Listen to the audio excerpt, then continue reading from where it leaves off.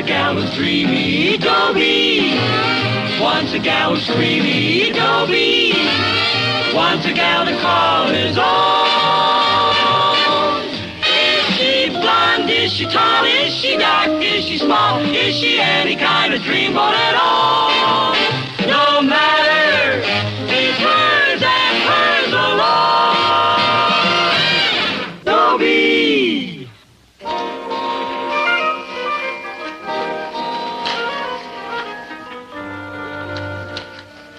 I'm picking flowers for my girl, Arabella Parmalee. Ah, lovely Arabella. What could be more fitting? I mean, Arabella's a flower herself. Her skin is like a rose petal. Her eyes are like delphiniums. Her two lips are like tulips. Her hair is...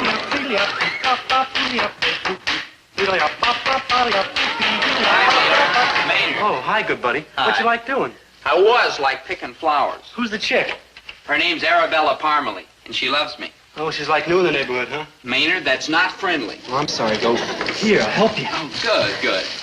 Arabella is a merry, splendid thing. She's the Oh, Dobe. Yes, my helper? I think we better, stop plucking these poppies. No, surely you jest. For the love of my great tawny animal, I may go on picking these delicate buds forever. Oh. Arabella is a Come on, help me, Maynard. You always like flowers. I just kicked it. Dobe like Igor's J like the Ops J, huh? I'm gonna pick so many, I might need a wheelbarrow. Yeah, fast one, like headed out of town. Maynard, you're worried about something. Yeah, and it's like right behind you. Like right behind me? Yeah. Like hi. We want to... Like I see what you mean. Yeah, good afternoon, officer. How's business? Caught many gangsters lately? Maynard. See this sign? Oh, yeah, yes, we sir. see it. Yeah. Man, what spelling? Yeah. What printing, Maynard. Cool. Read it. Really? Oh. Well, you see, sir, in this light... Read it, mister, or you'll be the first boy in town to do his homework in solitary confinement.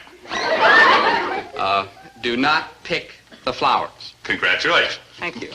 Now you. Oh, well, you see, sir, in this light... All over town, robbers are robbing, murderers are murdering, and some lucky cop is chasing them. But me, I get stuck with a couple of left-headed flower filches. Well, sir, I only picked a few to help my romance. You like romance, aren't you, sir? No, I'm a married man. Honest, officer, we didn't mean any harm. Out! And if I ever catch you defacing city property again, I'll run you in. Oh, yes, sir. Yes, sir. All right, halt! Those flowers are city property. Yes, sir. Sorry. Halt! It's against the law to clutter up the park. Yes, sir. Come on, Maynard. Sorry, officer. Yes. Come on. Halt! You can't dump them over there. Yes, sir. Maynard. Oh, sir, please excuse us. We didn't mean it. Like, no. We couldn't help it. But you like so hard to run around. What? No. He just means we wanted to run past you. Yeah, but your big fat stomach kept getting in the way. If I catch you on my beat again, you better have a sneaky lawyer. Hi, Mom. How do I look? Oh, lovely Arabella. Do you think Dobie will like me? Well, let me put it this way, dear. If your father saw you in that dress, he'd lock you in your room. Oh, Dobie will like me. What type of boy is he? Dobie? Well, he's a little hard to describe. Where's he taking you? For a walk in the park, I guess. That describes him perfectly. The out-of-money type. He's very polite. I'm sure even Daddy will like him. Does he talk back? Oh, no. Daddy will like him. Boy, did I run into a couple of lame yesterday. Arabella changed that dress or I'll lock you in your room. Welcome home, Daddy. Have you ever been in love? I don't mean the shallow kind of love where you feel like you're floating on a cloud. I mean the serious, everlasting kind of love where you feel like you've just eaten something that doesn't agree with you. Well, that's how I felt. Sick. And it was wonderful. Maynard? Oh, hi, good buddy. Hi. You going out with the chick tonight? Yep, to the movies. Can I go along? Well, Maynard, we'd like your company and all that, but when a fella and a girl go to the movies, well, you know how it is. I'll pay my own way. Well, that isn't it, Maynard. Oh, I dig it. Now, look, Maynard, you see Oh, them... go on, have fun. I'll be like all right. Maynard, stop dramatizing. Oh, it's just like when Clark Gable kept running off with Myrna Loy. Spencer Tracy kept being left behind. Maynard. Call me Spencer. What? Now, look, Maynard, you've got to understand. Arabella will never come between us. I mean, love is love, but friendship is entirely different. Like true? Yeah, now, you see, if a man likes fishing, that doesn't mean he stops liking his wife and children. Oh, you mean if you like Dizzy Gillespie, that don't mean you have to kick Thelonious Monk. Right, Maynard. Yeah, and if you go for hot fudge sundaes, that don't mean you have to give up French fried potatoes. No. Or how about spooky movies? Spooky if you rate for them, that don't mean you have to turn up your nose at widescreen and CinemaScope. Yeah, and take television. Maynard. Who says you like Love Lucy and Sneer at the Millionaire? And beers. Mine look swinging on me, but look pretty square, my mother. Maynard, enough! People are watching. Goodness. You'd have to draw me a picture. Well, I'm glad. Frankly, though, you don't credit me for, like, digging these basic precepts. Basic precepts? Yeah, I read that in a box of breakfast cereal. Good buddy. Yes, Maynard? You're going to say hello to me when you meet me on the street, aren't you? Now, look, Maynard, please try to understand. Go on, good buddy. Go on. Don't look back. Okay, we'll all go to the movies. Here.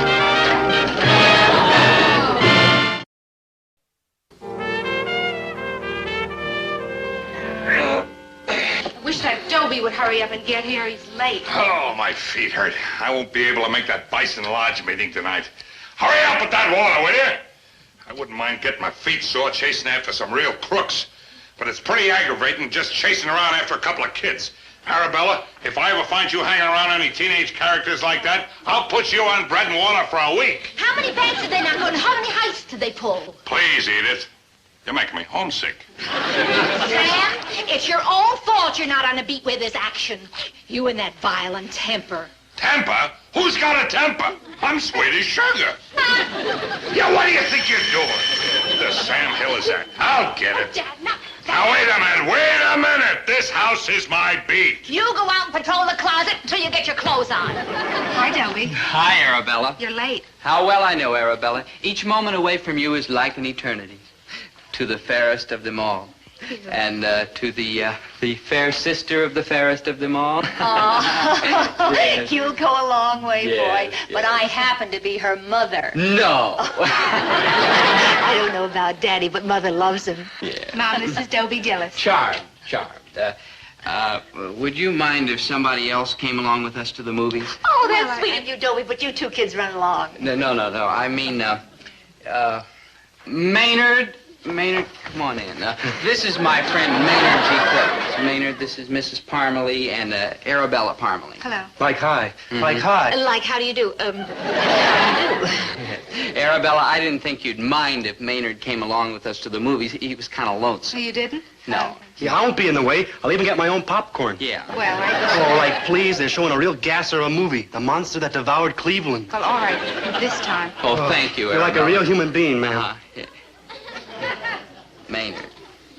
I'm sorry the flowers are so beat up, but I had a little trouble. Oh? A fat cop stepped all over me. Boys, in this house, we do not use the word cop. We prefer law enforcement officer. Oh, well, this big, fat law enforcement officer was taking up the whole part. You should have seen him. He looked like 100 pounds of potatoes in a 50-pound sack. He was like clowning. Oh, dog, don't you think a bit of like cut out? Oh, no, not yet, Maynard. Boy, was he clumsy. He squashed the daylights out of the flowers. He was built for a lot of squash. Dog, we gotta go. In a minute, Maynard, in a minute. Sometimes I wonder why these fat cops, fat law enforcement officers. Good buddy, the monster's gonna have Cleveland half devoured. Come on. Maynard, you're worried about something again. Yeah, and he's like right behind you. Like right behind me? Like, hi. Like I see what you mean. Good evening, how's business? Caught many gangsters lately? Yeah. What are these criminal types doing here? They're Dobie Gillis and Maynard Krebs. Yeah. Do you know them, Daddy? They're the flower manglers. Pleased to meet you, sir. Like, likewise. Yeah. They're friends of mine. Well, from now on, so are bread and water. Out! You serve. And on the double! Come on, Dope. He's bigger than both of us. Don't Yes, fight he him. is. Hold it, mister. Do you want to go out with Arabella? No, ma'am. Maynard, she means me. Yes, more than anything in the world. Arabella, do you want to go out with Dobie? Oh, I certainly do. Then go and don't let anybody stop you. Watch it, Edith. I'll run you in for interfering with an officer. Arabella's old enough to pick her own friends. And besides, what did Dobie do that was so bad? He only picked flowers in open defiance of a do not pick the flowers sign. Now there's a real public enemy. His whole attitude is miserable. Besides that, he's stubborn and uncooperative. But, sir, look. Quiet! Who asked you? Besides, look at that dangerous-looking joker he hangs around with. Hands off, Mater. I'm through letting you ruin our children's lives. Yes, look what happened to Abigail. Don't mention your sister's name in my presence again. She's got to. We'll never find out what happened to Abigail. You had to order her to stop seeing that jockey. And 3 days later, we got a wedding announcement from Santa Anita. Abigail takes after your side of the family. You can't force children to do anything.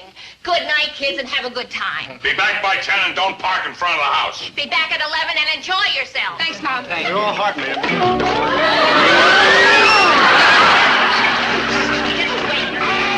Yes, sir. That was my introduction to Arabella's father. It wasn't exactly what you'd call the beginning of a beautiful friendship. But I wasn't worried. You see, Mr. Parmalee's a father, and I'm an authority on the care and handling of fathers. I gotta kill that boy. I just got it. You mean Dobie isn't up yet? Well, certainly not. It's barely 11 o'clock and there's work to be done. Herbert, the boy is entitled to his rest. He was up very late last night. Oh, if he stays in bed, he's entitled to his rest. If I stay in bed, I'm a bum. Herbert, nobody ever said you were a bum. And nobody ever said I was not the father of a bum. Good morning, good morning, good morning. My, what a beautiful, beautiful day. Good morning, Oh, dear. I'm sorry, but did all the noise we were making down here while we were, if you will pardon the expression, working, wake you? Yeah, but I had to get up anyhow. I have a date. Oh, Dad, would you mind? No. I didn't even finish the question. Go right ahead. Finish it. The answer will still be the same. No? Yes. You said yes. I said yes. The answer is no. Dad, I have to have a few dollars so I can go out and mingle. Oh, by all means, son. Go, mingle. How would it seem if your mother and I, standing here in the midst of the lettuces and the tomatoes and the cabbages and the pickled kumquats, could not look the world square in the face and say, our son is out mingling? Dad, that's not fair. If I don't get out and mingle, I'll never meet the right girl, and I'll never get married, and I'll have to live here with you and Mom the rest of my life. Rest of your life. Yeah. Thanks, Dad. Thanks Go. very much. Mangle. Mingle. Bye, Mom. And, Dad, it's good to know that there's still an area of communication between us, however faint. Too true, too true. Back to work. Someday I must explain the meaning of the word to that boy. Work, I could explain from now till doomsday. He thinks it's a foreign language or from outer space or something. No, outer space he'd understand. Oh, good morning, Uncle Dear. How do you do? Nice place you have here. We like it here. Have an apple. It'll save you the trouble of pinching it later on. Oh, that's not why I came in. I'm new here, and I like to get acquainted with the people on my beat. My name's Parmalee. Oh, Gillis, Herbert T. This is Mrs. Gillis. Pleased to meet you. I understand you have a son. He didn't do it. Oh, he's not the trouble. Naturally not. Naturally not. No, I was just curious about him. You see, he's been going out with my daughter. Oh, well, those are the breaks. How nice. Yeah, and I wanted to stop. May I ask why? I'm her father, and I wanted to stop. Are you implying that our son isn't good enough for your daughter? Now, just a minute, mister. This is America, and my son can go out with any girl he wants to, even if she is related to you, which is what makes her stupid enough to go out with a kid like Dobie in the first place. My daughter is a very fine girl. Dobie is a very fine boy. Arabella is sweet and kind and sensitive. Dobie is sweet and kind and sensitive, too. Arabella is ambitious and hardworking. Dobie is sweet and kind and sensitive. You don't want them going out together? Why don't you tell her to stop seeing him? Well, I can't, you see. Arabella's kind of high-strung, and she might get the feeling that she was being pushed around. Well, that's your problem, Sherlock Holmes. Now, look, Mr. Gillis, Mrs. Gillis, we're grown-up people. Well, some of us are. We have to face the situation that our children were not meant for each other. That's for them to decide. Then you're not going to stop Dobie from seeing Arabella? My answer is a positively negative no. Well spoken, Herbert. All right. But you haven't heard the end of this. Sour. Herbert, he can't do anything, can he? No, he cares. I wonder how he's going to do it. Did you have a nice time, Arabella? Well, frankly, Well, Dobie... what's wrong? Didn't you like the roller skating? Oh, I enjoyed that a lot. Well, maybe it was the hamburgers. No, they were delicious. Well, didn't you like going there in my father's truck? Oh, I liked that. Well, then what's the matter? Him. Dobie, help me take off my skates, please, huh?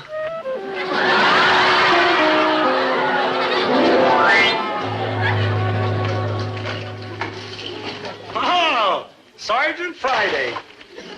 Let's have a little respect for the law. You are getting as little as possible. You'll be laughing from the business side of a cell when I turn you in for violating Ordinance 308. Oh, come off of it, Waldo, before I turn you in for loitering inside a policeman's uniform. That newspaper stand is blocking the sidewalk in violation of Ordinance 308. That newspaper stand was out there when I bought the store. All right, you got your choice. $10 or 10 days in jail on those matches. Ordinance 134 says you got to keep them out of the reach of children. Those matches are 5 feet off the floor. Not high enough. Kids are getting taller these days. Now you listen to me, Parmalee. Now you listen to me, Gillis. Where's that barrel of sand? What barrel of sand? The law requires that you have a barrel of sand on inside the front door so that you can put it on the sidewalk in case of snow. Snow? To keep the people from falling down. Snow? Ordinance 253. Snow? It is 96 degrees in the shade outside. All over town, people are falling down from the heat. You can't be too careful. The weather's very changeable these days. Now, you get that sand in by tomorrow. You have the shelves fixed for those matches. You bring in that newsstand. Or would you rather order your meals by banging on the bars with a tin cup? By tomorrow, I can't do all that. Oh, I get it. Call off Dobie. Now you're thinking. I'll be back in the morning. Better. What's the matter, dear? Something wrong? I'm thinking. Oh, dear. I'm thinking about Alfred. Alfred? Yes, your cousin Alfred, who used to live with us and eat his weight every day until I threw him out on his big fat head. What about him? Didn't he try to get on the police force? Yes, but he didn't pass his exam. Mm-hmm. Whatever happened to his police officer's manual? I think it's in the closet. Why? Would you mind getting it for me, Winnie Pooh? Why, what do you want it for? There is more than one way to skin a cop. There's more than one way to skin a Gillis. What's a Gillis? Top secret. Sam, I haven't seen you so excited since the old days of the McDougal mob. Yep, the old war horse is back in harness. Got to take a flock of these citation books. Edith, today I am loaded for groceries.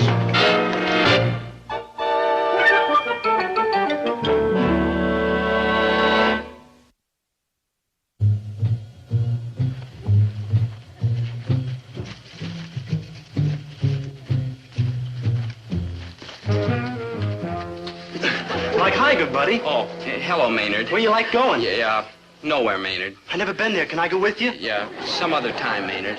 Oh, you're going out with her again, huh? Now, look, Maynard. Go ahead. I'll get used to being lonely. Now, Maynard. After a while, I probably won't even cry much. Maynard, that's silly. The world is like loaded with us lost souls. Maynard, don't talk like I'll live all alone, like a helmet. Maynard, that's Herman. Yeah, Hermit. Now, listen to me, Maynard. Maynard the Hermit, they'll call me. Maynard, look, why don't you I'll live come along along in the with woods and eat Arabella like and me? roots and berries. Look, we'll have the a animals will fun. come my Come friends. on, Maynard. Please I'll come build my with house us. in a tree. Maynard. Or maybe a Maynard, cave. they're not even listening to me. Okay, I'll go with you and Arabella. Oh, good. Thank you, Maynard. Maynard.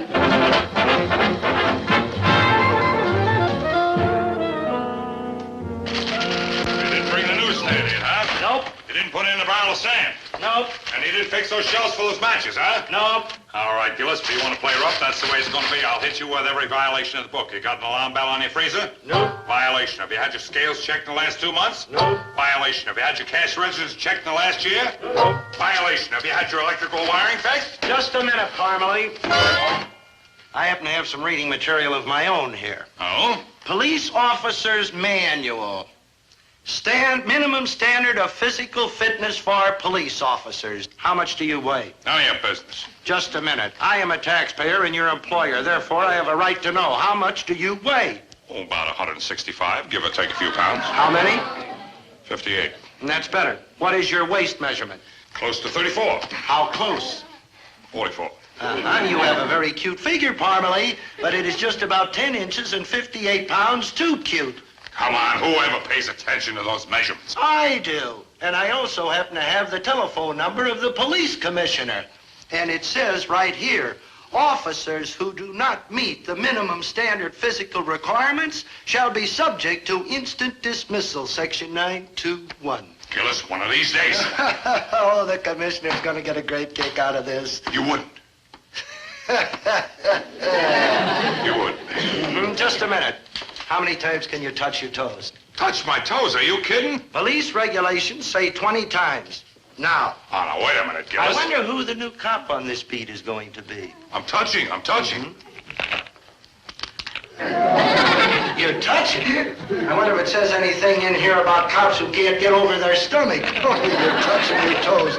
And we are being protected by you. Crazy.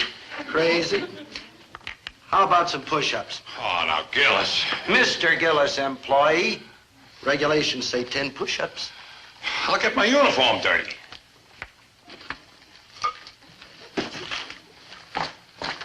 Be my guest.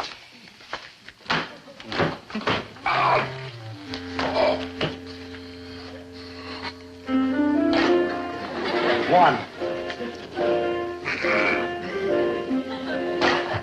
Two. 2.5. All right, Gillis. What do you want from me? Simple justice. Just let my store alone. Never. I'll turn you into the police commissioner. I'll turn in these citations. And we will both go to the bottom together. That's the way it's gotta be. Now, just a minute. You can't push me around, Buster. I happen to be a veteran with the Good Conduct Medal and a taxpayer and a member of the Benevolent Order of Bisons. So am I, a charter member. You're a bison? Chapter 62. Oh, chapter 47. Brother Bison. Brother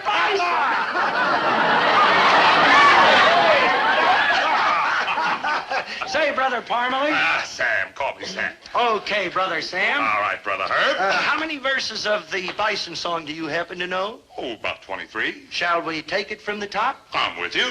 The benevolent order of bison, brothers one and all. We're the cake and we're the icing, winter, spring, and fall. The benevolent order of bison, stick through thin and thick. We are better than streptomycin when a pirate is sick. Hey, look what I got here. Our new ceremonial helmets. Got them at the live meet last night. Hey, how about that? And on top of everything else, our kids are crazy about each other. What a break. I'll break this over your head, Dobie Gillis. I didn't have the heart to leave him, Arabella. He was all alone. I'll go for him, a good buddy. Just forget about me. Maynard, come back. You'll have to choose between us. But he was so lonely. That does it. Out! Please, Arabella, please. Out! All right. My friends aren't good enough for you, then neither am I. Out! Out? Out!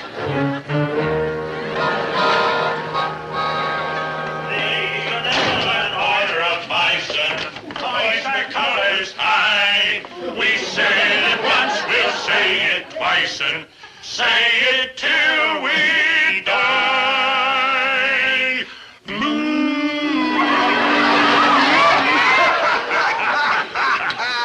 Arabella, if you want to go out with Mr. Gillis' son, it's all right with me. Son, she's a fine girl. And if he's anything like his father, I order you to marry him. She's stuck up. He is inconsiderate. She's insensitive. He's terribly impolite. Now, just a minute. Nobody can talk to Dobie like that except me. You got a nerve talking to my daughter that way?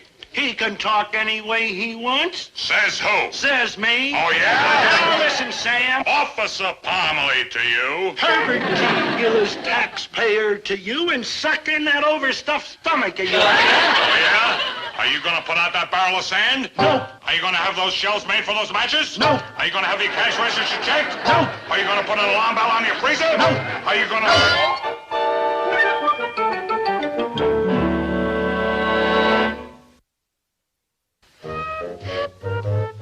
Hey, Dobe, let's say we ankle it over the playground and toss a baseball around. No, we'd better not, Maynard. We might break a window or something. Yeah. How about some tennis? Regulations say you have to wear tennis shoes. Regulations? Yeah. Stuff like that never used to bother you before. What happened? I turned chicken. Why? Him.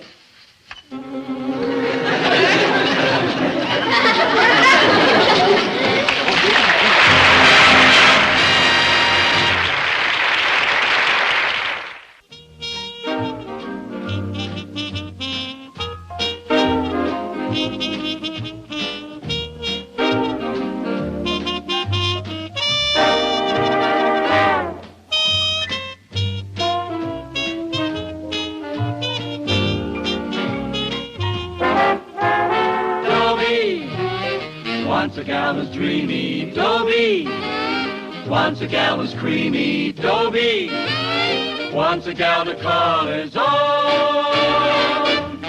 Is she blonde? Is she tall? Is she dark? Is she small? Is she any kind of dream one at all? No matter, he's hers and hers alone. 'Cause Dobie has to have a girl to call his own. Once a gal was dreamy, Dobie. Once a gal was creamy, Dobie. Once a gal to call his own. Is she blonde? Is she tall? Is she dark? Is she small? Is she any kind of dreamboat at all? No matter, he's hers and hers alone. Dobie! I want to talk to you about radar and love, on which I am a great expert. Oh, on love, that is, not radar. All I know about radar is that you send out impulses and they bounce off something and they come right back. Love is different. For me, anyhow. I keep sending out impulses. But what do I get back? Dobie Gillis, I never want to see you again as long as I live. Dobie Gillis, I can go out with the captain of the football team. Who needs you? Dobie Gillis, if you don't stop pestering me, I'll call the police. And there's more. Lots more. I've got a list here of all the girls who dumped me in the last 12 months. I've been dumped by girls of every size, kind, shape, and description. Tall girls, short girls, thin girls, fat girls, blondes, brunettes, redheads, all kinds of different girls. They only had one thing in common. They didn't want me. Well, a man isn't made of iron. I can't take any more of this. Getting rejected by one girl after another, it's breaking my heart. It's shriveling my soul. My condition's desperate. Desperate conditions require desperate solutions. There's only one way I can salvage the wreckage of my life. Only one way. Boy, is it desperate. Married? You're going to get married?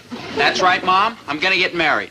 You are going to get fractured. That's what you're going to get. Just a minute, Herbert. Obviously, something is troubling the boy deeply. Something is troubling me deeply. Here I got a kid who won't work, won't study, and at 17 years of age still has trouble dressing himself in the morning. Now he comes in and calmly announces, I am going to get married. When are you going to live on? Roots and berries? Love will find a way. Love will find a way to the county poor farm. That's where. Now you stop this Herbert, city. your son is in trouble. Now, will you hush up and listen? What is it, dear? And I'll tell you what it is. I need to be loved. Why, darling, I have loved you for 17 years. I know, Mom, and I appreciate it. I mean, you have to love me. I'm your son. What I want is somebody to love me who doesn't have to. That is a tall order, boy. Why, Dobie, everybody loves you. You're so lovable. And I'm also so broke. I need money to get girls, and where am I going to get it? Herbert, give the boy $10. I'll give him a 10-second head start, and then I'm going to... Do as I say. Do as you say. Thanks a lot, Mom, but it won't help. What if Dad did give me $10? I mean, it's a far-fetched notion, but, well, say he did, for the sake of argument. Just for the sake of argument. Well, when the $10 is gone, I'll have to come to Dad for another $10, and another, and another.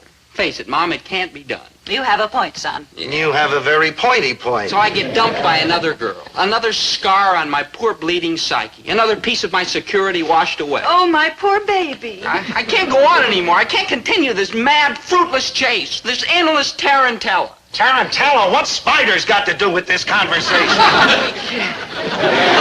Dad, that's tarantula.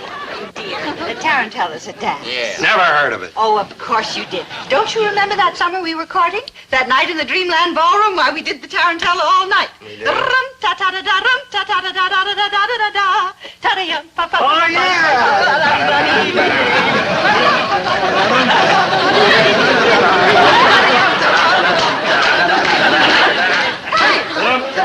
Sweat. I'm dying of a broken heart, and they're dancing. Oh, darling, I'm sorry. You were saying? I was saying I can't go on like this. I need one girl to have and hold and cherish and honor and soothe my fevered brow. I need a snug harbor. I need to get married. Now you listen, boy. You are absolutely right, dear. Get married. You have our blessing. Winifred! Hush up.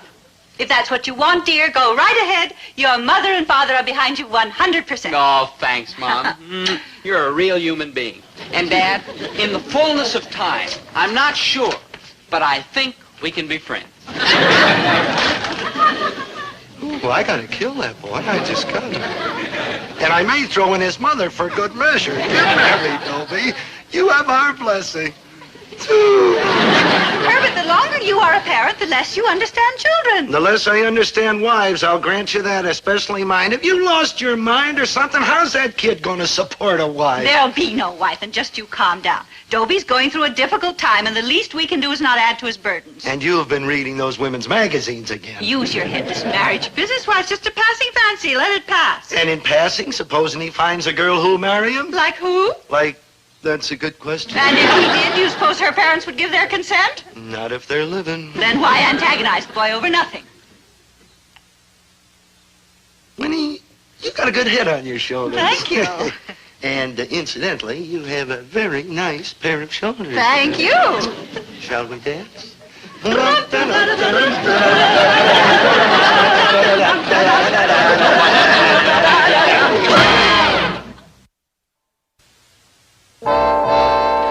Married? Maynard, calm yourself. Dope, say it ain't so. No, Maynard, my mind's made up. I'm gonna get married. Married? Yes, married. Married? Maynard.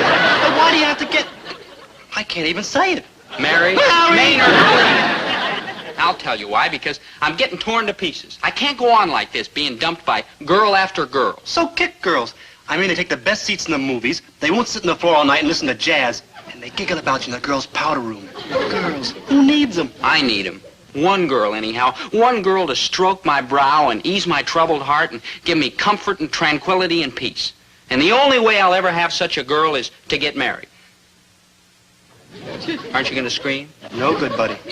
Oh, what are you so happy about? Because you're just beating your gums, Pops. You ain't never gonna find a girl to hitch up to. No, you're wrong, Maynard. No, you're No wrong. offense, good buddy, but I'm right. Who'll have you? Oh, there's one girl who'll have me, Maynard. One girl. Hi, Dobie, dear heart. Sally, if I've asked you once, I've asked you 1,000 times. Stop that. Well, I'm only proving that you love me. I wrinkle my nose at you and you wrinkle back. See? Zelda, that doesn't prove a thing. It's just a reflex, like when you hit somebody's knee, their leg kicks. Well, it works with normal people. Nothing personal, Maynard. Now, Zelda, I have a very serious matter to discuss with Oh, you. Dobe, you can't. Maynard, I can and I will, and you butt out. Yeah, butt out. You can and you will what, Poopsie? Zelda, now, how do you feel about me? I love you. For years, I've been shouting it from the rooftops and painting it on fences. I love you. Zelda, please. Now, would you like to get married? Married! Would I like to? For years, it's been my fondest hope, my wildest dream. Oh, Dobie, I'll be such a good wife to you. I'll cook you nourishing meals. I'll patch your clothes. A simple I'll yes fetch or your no slippers. would have done it. I'll scratch your back. I'll try to make myself beautiful for you. Beautiful? Zelda, with the best will in the world, there are certain things people can't do. I can try. Oh, you're sweet. You are good and kind and honest and true Thank and you. loyal and handsome, except, of course, for your weak chin. Careful, Zelda, that's my father's chin. Yeah? What's he using? Well, Dobie, what's all this leading up to? Just this. You and I are going to get married. Married! Oh, you've made me so happy, Sweetums. And you'll never regret it, Dobie Pie. Now, let's get down to details.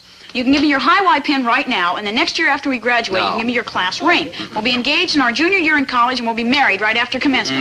No. What do you mean, no? I thought you wanted to get married. That's exactly what I want. How about next Saturday? Next Saturday? All right, a week from Saturday. But nothing. I'm sick of this tarantella. Ooh, a big spider. Maynard, that's tarantula. And Zelda, I need peace and security, and I need it right now. But why must it be right now? Look, either you love me or you don't. I love you. I love you. All right, then that's settled. A week from Saturday. Thanks, Zelda. You sure you could spare it?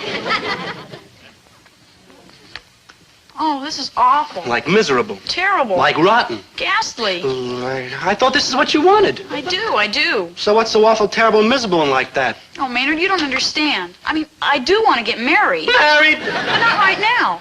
I mean, a girl ought to have a courtship first, don't you think? I don't know, Zelda. Not my kind of work. Take it from me, Maynard. It's true. A girl wants a courtship. Now, what kind of a courtship have I had? I've been chasing Dobie down streets, up alleys, in and out of doors, around trees, under cars. I want him to chase me for a while. I dig you, small girl, but you're like dead. No, Maynard, I'm not like dead. I'm going to have my courtship. Like how? Like I'll go home and ask my father if I can marry Dobie, and he'll give me a big, fat, thumping no. So I'll come back and tell Dobie I want to marry him, only my father won't let me. Not for a while, anyhow. Well, Dobie can't fault me for that. I mean, like it's my father's doing, not mine. So he'll have to stick around till my father says yes. And I, my untidy friend, will have my courtship. Oh, I don't know what she said, but she must be right. She's all head, that girl. Boy, will my dad explode when I ask him.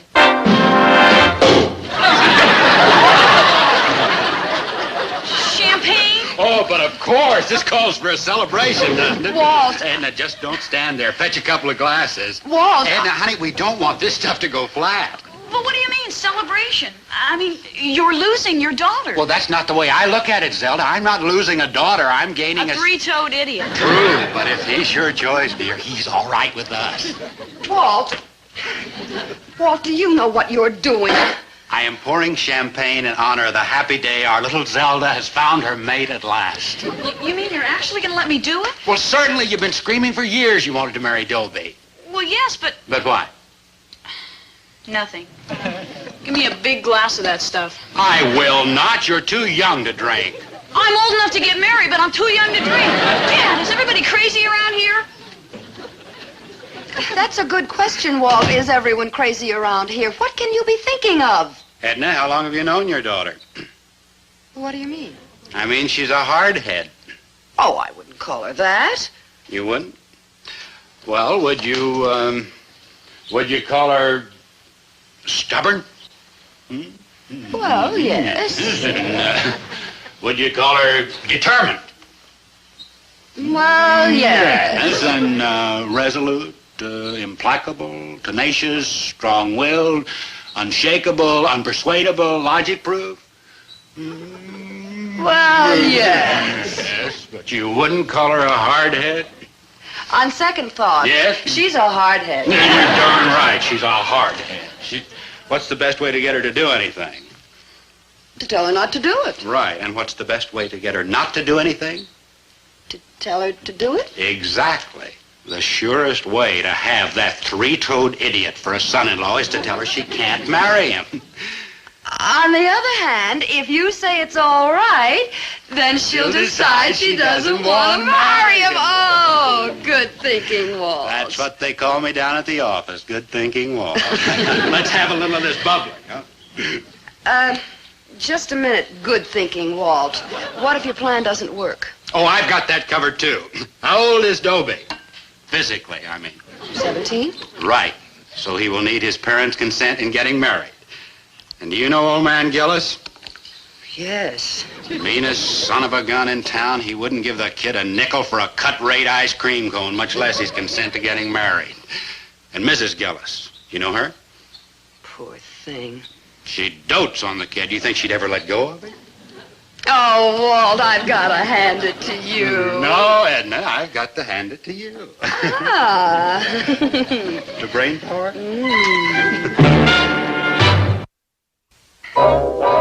In 24 hours, Dobie Gillis will be Mrs. Zelda Gilroy. Yeah, I mean, Zelda Gilroy will be Mrs. Dobie Gillis. Excuse me. We brides and grooms are always kind of nervous.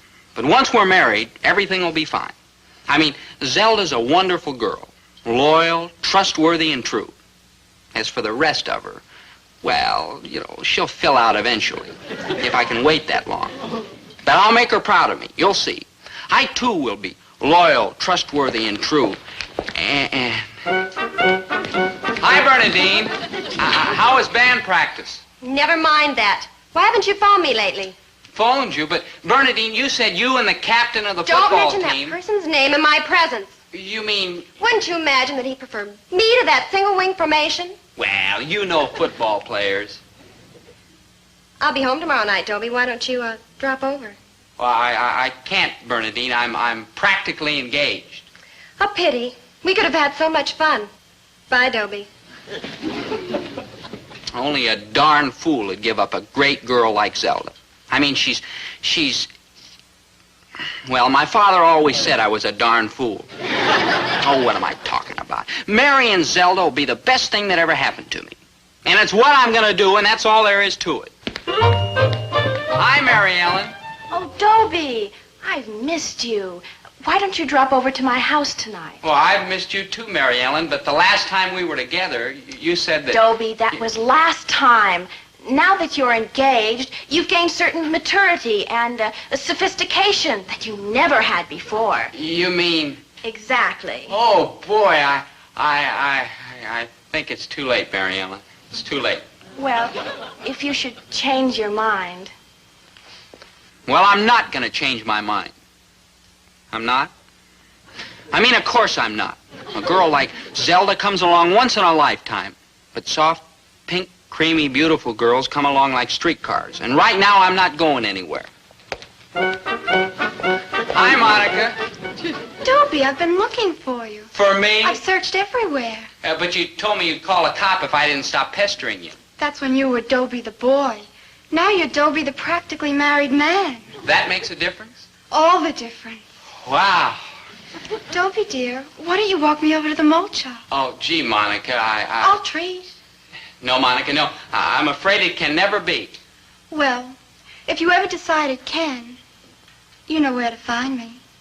Bye, Dobie. See? See what happens? Wash your car and right away it starts to rain. Boy. I mean, it's ridiculous for a kid like me to get married. And doesn't Zelda realize she's too young? Don't her parents know they were too hasty? And what about my parents?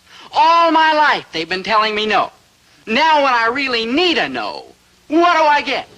Yes, yes, yes, yes. You had to go and say yes. Oh, you and your bright ideas. So Zelda's parents wouldn't give her their permission, huh? Well, in 24 hours, smart apple, you are going to have a daughter-in-law. Now, Herbert. Oh, what kind of people are they anyway? Are they savages or something? Letting a young girl like that get married? What could they be thinking of? Letting a young girl like that marry a no-good, lazy loafer like that there Dobie Gillis. Herbert, is that any way to talk about your own son? Who? Oh, well, it's a way for me to talk about him, but if anybody else does, I'll break their necks. But we did give Dobie our permission, didn't we? Oh, we gave Dobie your permission because you convinced us that they wouldn't give her theirs. Oh, why did I ever listen to you? And I should have had more sense than to depend on that Walt Gilroy. He's a nut. But Mrs. Gilroy is very intelligent. Okay, she's an intelligent nut. Winnie, come on, let's tell Dobie no before we wind up with Zelda for a daughter and a couple of nuts for in-laws. But we can't tell Dobie no, not after we've given him our promise. The boy depends upon us. You want to put another scar on his psyche? I will put a scar on his tarantella. That's what I'll do. Winnie, come on, let's do something before it's too late. Herbert, you are getting all worked up over nothing. Do you really imagine that Mr. and Mrs. Gilroy are going to permit Zelda to go through with this? Well, they haven't stopped her yet. Well, they will, dear. They will. Depend on it. Stop her, I should say not. This was all your idea. So they call you good-thinking Walt, huh? You and your ideas and your brain power. Now, look, So Zelda was going to change your mind, huh? Oh, you're brilliant. all right, she's a hardhead who can figure out hardheads, and I know exactly where she gets Don't it. you point at me, Mr. Genius. You had a plan. Old man Gillis will never give his permission. And Mrs. Gillis, she dotes on the kid. She'll never let him go. What disgusting people. Letting a kid like Dobie get married. Why, he has trouble crossing the street. That's it. They're trying to unload him on us. Well, let's do something about it before it's too late. Let's tell Zelda no. Oh, sure, that's all I have to do. Tell her no, and she won't wait till tomorrow. She'll get married within the hour, that hardhead. Walt, we must do something. Now, don't panic, Edna. Don't panic. I know that girl. I'll bet my bottom dollar she'll change her mind before tomorrow. Depend on it. The situation situation is desperate. Unless something happens quick, tomorrow afternoon, Dobie and I are going to be married. Married? I was depending on my parents to say no. You know what they said? Like yes? Like yes. Parents are like sneaky. The thing I can't understand is Dobie's parents. Why didn't they say no? It's like I keep telling you, girl. Parents are like sneaky. Maynard, what am I going to do? What's the problem? Tell Dobie you changed your mind. Oh, I couldn't do that. Then I'd lose him forever. Uh-huh. Girls are like sneaky, too. Maynard, unless something happens quick, this time tomorrow afternoon, Dobie and I will be married. Married? Don't worry, girl. Something will happen. Like what? Oh, like something. Yeah, like getting married. Married! Gee, don't worry, Winnie. Something will happen. I'll make it happen. You mean you'll tell Dobie that he can't go through with it? No, somebody's got to do it. Herbert, I'm proud of you. I am not going to let that boy ruin his life. It's just that I hate to call off our dog before the Gilroys call off theirs. I didn't mean it that way. Swallow your pride, dear. Dobie is worth it. He is? Hi, Mom. Hello, Dobie. Oh, hi, boy. Son, Yes, Dad. Yes, Isn't got there her my destiny. something you'd like to say to us? Well, Yes? I thought there Yes? might be something you wanted to say to me. Well, Yes, yes. No, there's really No, nothing. nothing. Nothing. Oh, well, I guess I'll go upstairs and pack my bag You do that, for boy. tomorrow. Just couldn't do it. But something will happen. Something will happen. Something will happen. Not unless you take matters into your own hands. Now, call Zelda in here and tell her she can't go through with that wedding.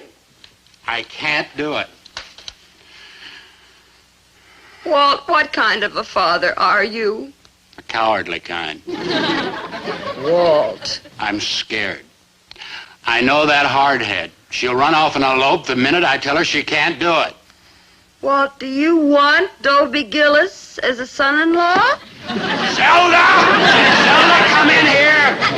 Yes, Daddy. Yes, architect of my future. Zelda! Isn't there something you want to say to us?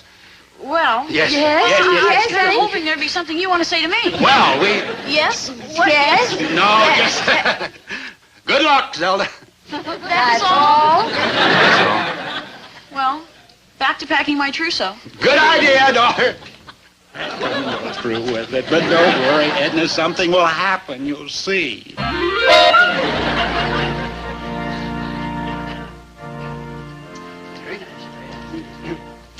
Well, well, well. Now, which is the happy couple? Good question. Dobie Gillis, Here, sir.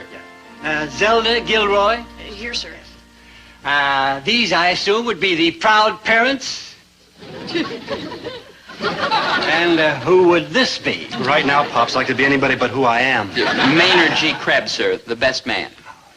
I assume, Zelda and Dobie, that you have your parents' consent.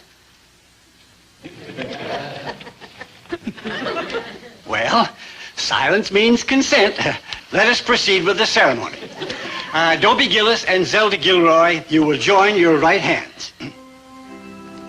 I, Jethro R. Wiggins, duly appointed Justice of the Peace and properly authorized under the laws of this state to perform ceremonies of marriage, inquest into unnatural deaths, and related legal functions, do hereby commence these formal proceedings. Do you, Dobie Gillis, take this woman to be your lawfully wedded wife, to love, cherish, and protect her in sickness and in health, forsaking all others till death do you part? Sir, would you please repeat that question? Just say, I do. I do? Fine, lad, fine. Now, do you, Zelda Gilroy, faithfully declare that you take this man to be your lawfully wedded husband, to love, cherish, and protect him in sickness and in health, forsaking all others till death do you part? Well, okay. Splendid. Now, if anyone can show just cause why these two may not be lawfully joined together, let him now speak, or else hereafter forever hold his peace.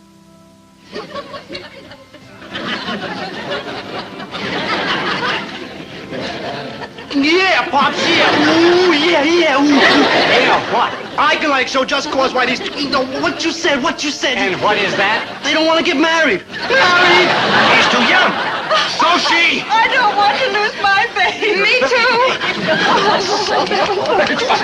want to get married? Do you? I asked first. No. Neither do I. Isn't that wonderful? Zelda, I love you. Me too. Well, Mr. JP, I guess it's just like you and me.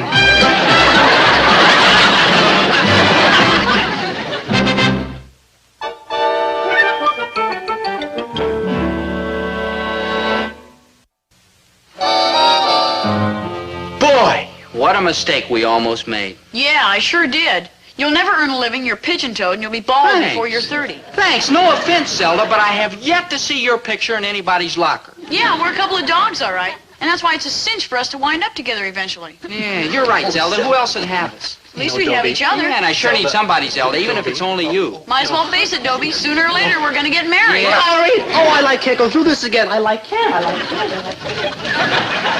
Ken. Maynard just saved me from a terrible fate. Oh, yeah? Just wait. Zelda, please!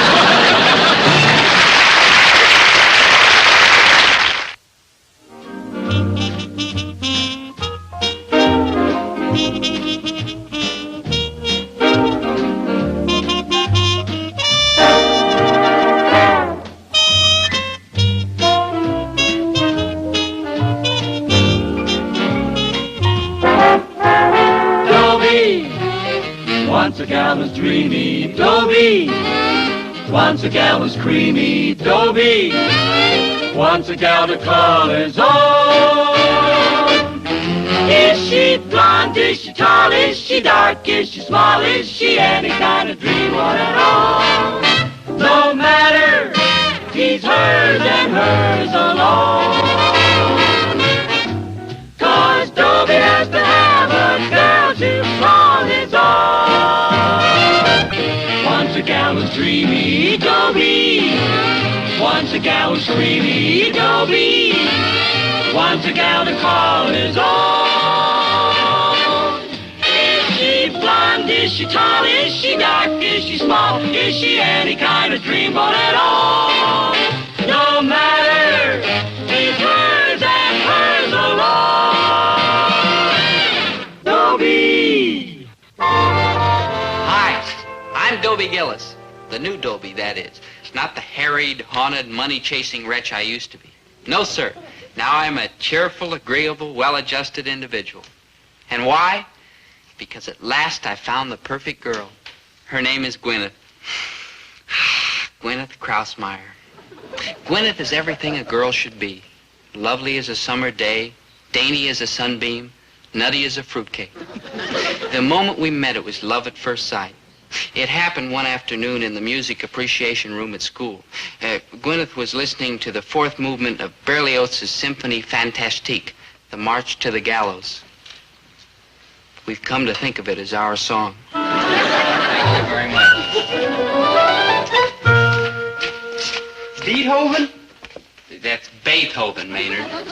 Oh, here's an empty one. Oh, boy.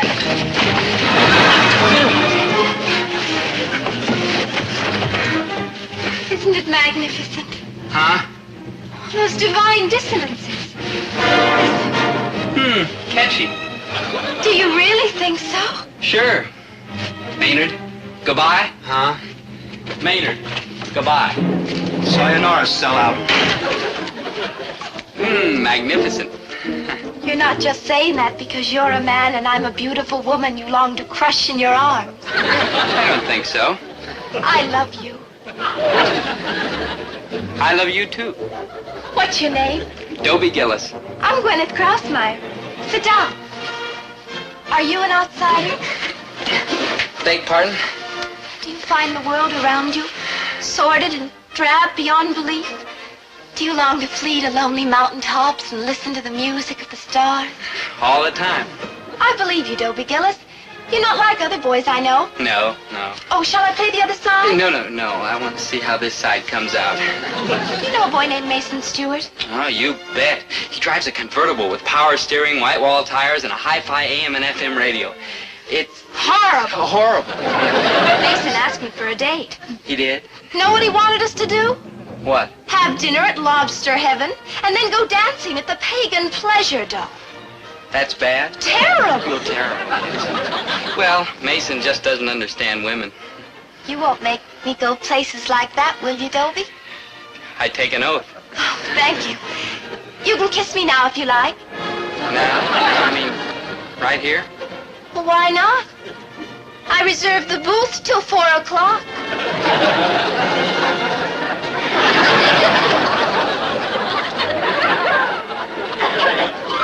Like wow, huh?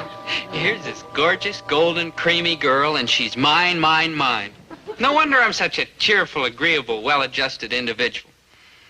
The only trouble is, when you're that kind of individual, certain people get suspicious. Even people who are supposed to be near and dear.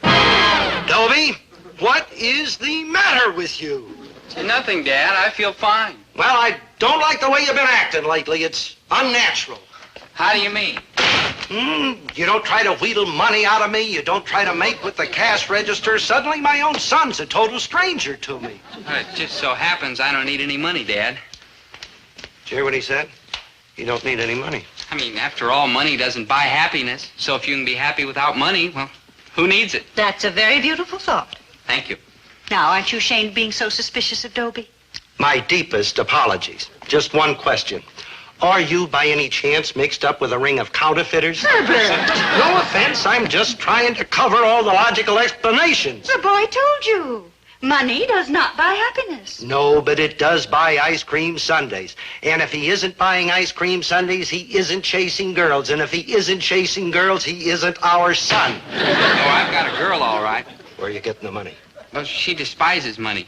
You found a girl who despises money? That's right. Son, if you can figure out a way of putting this in bottles, your fortune is made. Sir? Never mind. Listen, when you and this girl go out on dates, what do you do? We listen to records, stroll along the river, and sometimes we go walking in the rain. She sounds like a sweet, lovely girl. She sounds like a fugitive from a laughing academy. Speaking for my sex, I resent that. There are girls who don't care about money, you know. Yeah? Yeah. And I must have been one of them. I believe you. I believe you, and I congratulate you. In fact, I feel a little like Columbus's father. Look. Here's $10. Take her out to Lobster Heaven and buy her a complete dinner with my compliments. Oh, I couldn't do that. She'd never forgive me. Now, listen here, Excuse Dobie. me, Dad. I have to meet Gwyneth in the park. We're going to watch a bobolink build his nest. Oh, and here, you keep this, Dad. I know how hard you worked for it. Dobie, are there any squirrels in that park? Sure, Dad. Why? Be careful, boy. Be careful.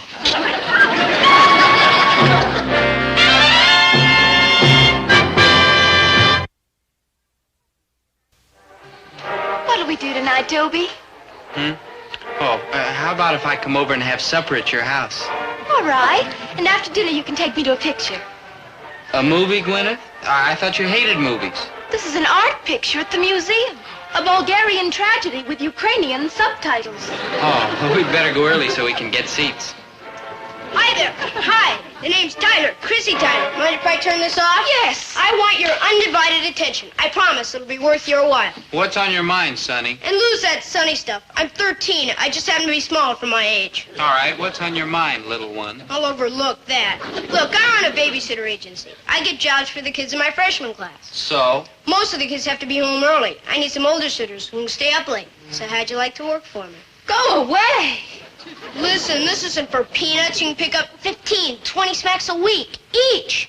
Dobie, make him go away. Now listen. I'll get you all the jobs you can handle. All you do is pay me a small commission, 50%. Why, that's disgraceful. Okay, 25. You know, if you were 2 feet shorter, I could go for you. Dobie, will you do something? Tyler, I don't usually hit little boys, but for you, I'll be glad to make an exception. Think it over. My card. You'd have to sit around like a bum on a park bench. Stick with me, you'll be driving a convertible. That poor boy. Poor? I mean spiritually. 13 years old, and all he can think about is money. Yeah. Wonder what he makes a week. At an age when he should be reaching out for knowledge and beauty. What's he doing? Cleaning up. Dobie, we've got to do something for that boy. For Chrissy Tyler. Like what? Make him realize that he's throwing away his youth, wasting his best years grubbing for gold. Gwyneth, you're a terrific girl, but you'd just be wasting your breath on that little creep. I come from a very persuasive family, Dobie. Gwyneth. I had a missionary aunt who converted a whole tribe of cannibals while they were bringing her to a boil.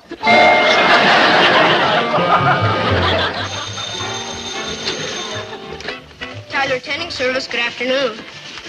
Yes, ma'am, I'll send him over. Bobby Wilkins. Yeah? Miss Levy wants you again tonight, 7 to 10. Okay. 50 cents, please. You want it now? Yeah, it's new policy, commission in advance. Well, I haven't got 50 cents. Then I'll lend it to you. Pay me back tomorrow, plus a nickel interest. I won't do it. Look, I can ruin you in this town. You may never babysit again.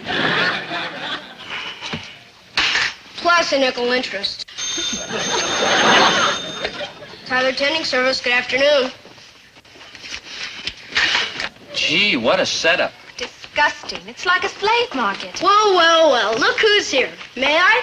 Tyler, we want to have a talk with you. I'm glad you changed your mind. Frankly, I've had trouble lining up the older crowd. Chrissy, we want to help you. Fine, when can you go to work? No, she means help you spiritually. Deep down, Chrissy, I'm sure you're a sweet, sensitive boy with a beautiful soul. Very deep down. What's all this about? The dreadful money-grubbing business you've started. Oh, give it up, Chrissy, give it up. You kidding? I'm making over 100 smacks a week. You are?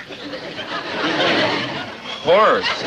Chrissy, think of what you're missing. The wonders of nature, the glories of music and art and poetry. Baloney. Mind your manners, kid. Look, I've got nothing against culture. In fact, I may endow a library or two after I make my first million. You got it all figured out, huh? Sure, I even took one of those aptitude tests to find out what line of business suits me best. Yeah? You know what they said I should be when I grow up? What? A robber baron. Chrissy, there's a Mr. Fennell on the line. Excuse me, I have to go talk to my tax man. Thanks for taking interest. In a few years, when I get my full growth, I may give you a buzz. There must be some way of getting through to him. Maybe he'd be more apt to listen to somebody who talked his language. You mean like Bernard Baruch? No, I mean somebody his own age. And I know just the person. My sister, Hermione. The one with the freckles who writes poetry in blank verse? Hermione adores culture. Imagine she's only 11 years old, and already she's written 200 poems, and they've been rejected. Hey, your folks must be real proud of her. Oh, she'll consider Chrissy a challenge. So would the Marines. Don't worry. When it comes to 13-year-old boys, Hermione is dynamite. Yeah, I still like the idea of breaking his arm. Hermione's giving a party Saturday night. I'll get her to send Chrissy an invitation. It might help if she enclosed a $20 bill. Oh, he'll come to the party. I believe at heart Chrissy is just a lost, lonely little boy. Gwyneth, you're a wonderful person. Like Joan of Arc, kind of.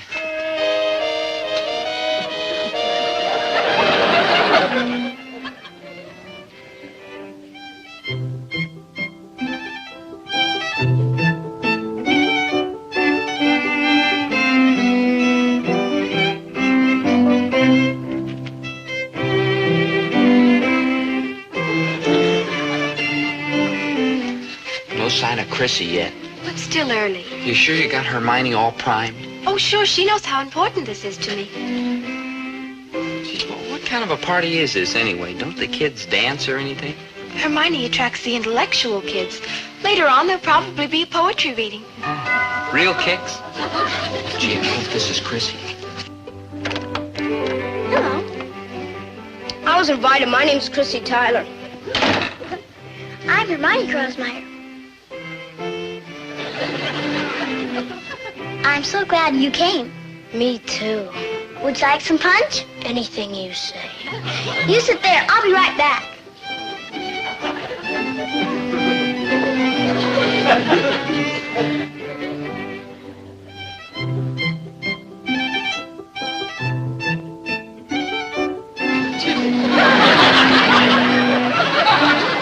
That takes care of Chrissy. I don't believe it.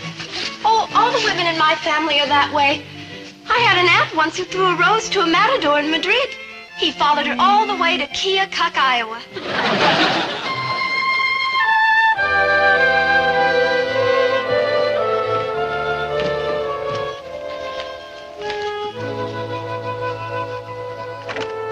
Hi. Hi.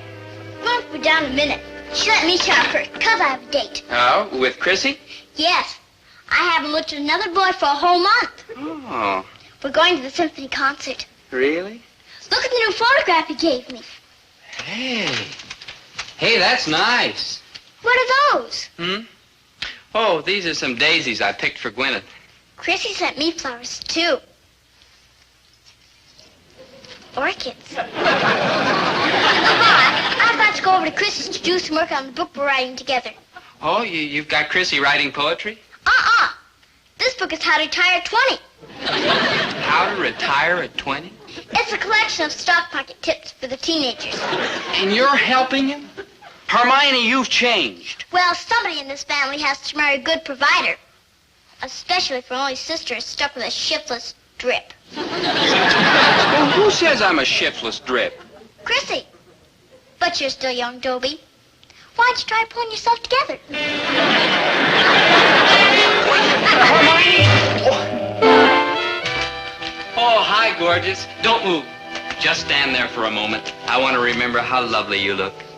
Flowers? Yes, and they looked a little better out in the front lawn. Have you had dinner? Yeah, of course not. I wanted to share it with you. Well, I'll see what's in the icebox. Gwyneth, I just had a talk with Hermione. I worry about her. Don't. Cold cut's all right? Perfect. That Tyler kid's done something to her. Yes, he's doomed her to a life of luxury. Gwyneth, what's wrong? Hermione and Chrissy are dining together, too. He's taking her to lobster heaven. Gwyneth. And then they're going to the symphony concert. Darling. And did you happen to notice the phonograph he gave her? Yes, it's shocking. A young girl shouldn't be getting such expensive presents. You'll protect me from that sort of thing, won't you? Gwyneth, you're jealous. Well, yes, I am. You, my sweet, unworldly walker in the rain. Well, I just don't see why my 11-year-old sister should have a more glamorous social life than I. It's humiliating. Gwyneth, I'll take you to the concert. You mean you've got tickets? Yeah, I know one of the ushers. He can sneak us in the standing room. My cup runneth over. Gwyneth, we're outsiders, remember? We dwell on lonely mountaintops. Things like fancy phonographs and lobster dinners mean nothing to us. Baloney?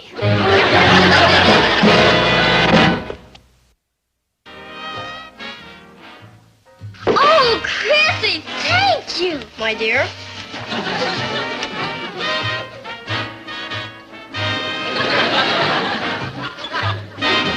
Am I sipping too fast? The second movement was a shade too andante, don't you think?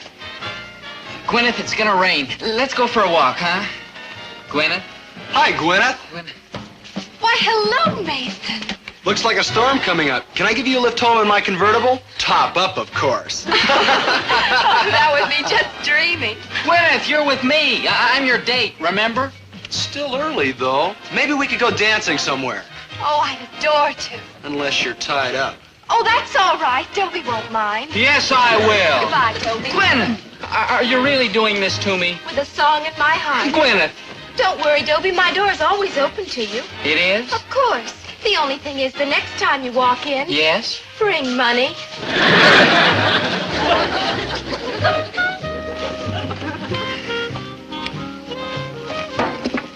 What's this for? Our specialty. It's called Bananarama. But I didn't order it. Anyway, it must cost a fortune. For you, no charge. It's served with compliments of young gentlemen.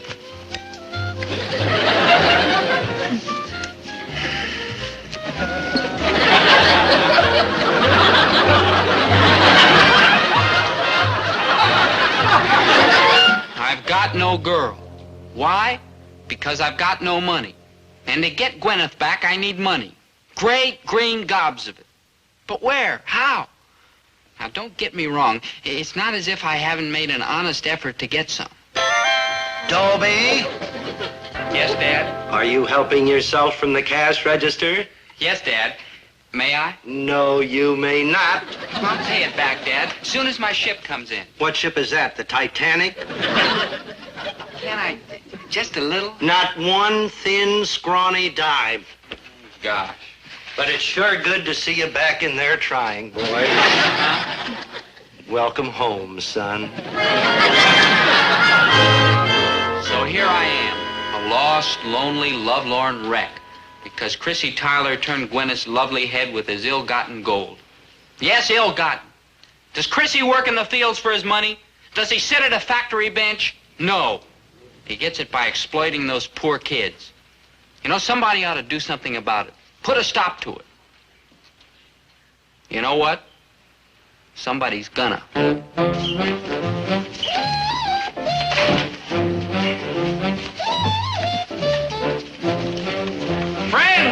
Friends, I have come here to liberate you from your bonds, to lead you out of the dark valley of slavery into the sunlight of freedom. What's he talking about? He hasn't said yet. Chrissy Tyler's exploiting you. He's living like a lord off the sweat of your brows. Will you please tell us what you're talking about? All right, I will. Chrissy Tyler may get your jobs, but who does all the work? You do. Who feeds a baby his cream of mush? You do. Who has to change and diaper him? You do. But, who's making all the money? Chrissy Tyler. Chrissy Tyler. What should we do? Bet, walk out, strike. But we need the jobs. What do we do for spending money? Yo, I'm glad you asked that question, friend. The Dobie Gillis Center Service is now open for business. Sign up with me and I'll get you all the jobs you want. Hey! Before you won't have to pay any commission. Hardly any. Just a small fee to cover overhead. And where do we sign up? Right this way, friend. Gillis Center Service. Yes, ma'am, right away. 14 Elm Drive, Wilkins. Gosh, thanks, Mr. Gillis. That'll be 25 cents. Gee, Chrissy used to charge us $50. Well, I'm not in this for the money, son. I just want to see you kids get a start in life. You're all heart, sir. That's true, son. I'll remember you yet. You see before you a tycoon, a man of importance in the community. Now when I walk down the street, they don't say, there goes that penniless Dobie Gillis. No, sir. Now they say, there goes that wealthy, penniless Dobie Gillis. This suit is a symbol of my new status in life. Banker's gray. I mean, it's not quite time to wear it in public yet. I mean, I'm ready, but I'm afraid the public isn't. And I still have that other industrial giant, Chrissy Tyler, to dispose of. Step right up, friends. Free lemonade and cookies to everybody who works for Tyler Tending. Tyler Tending, the sitter service with a heart. Live it up, kids. It's all the dream. Compliments of the Gillis Sitter Service, the workers' friend. Here you are, my dear. Just take that. Free kittens to all loyal employees of Tyler Tending. Step right up and get yourself a little pal. Vanderbilt, Carnegie, Rockefeller, and now Gillis. At last I know how it feels to have power and guide the destinies of others. I only wish I had it so easy with elementary algebra. But you see, out here in the park with my office in my hat, I'm sort of like a 17-year-old daddy warbucks, counseling, advising, helping the ordinary people. The Gillis Sitter Service offers you security, the 6-hour week, vacations with pay, and when you retire at 16, old age pensions. Hey, Mr. Gillis, look!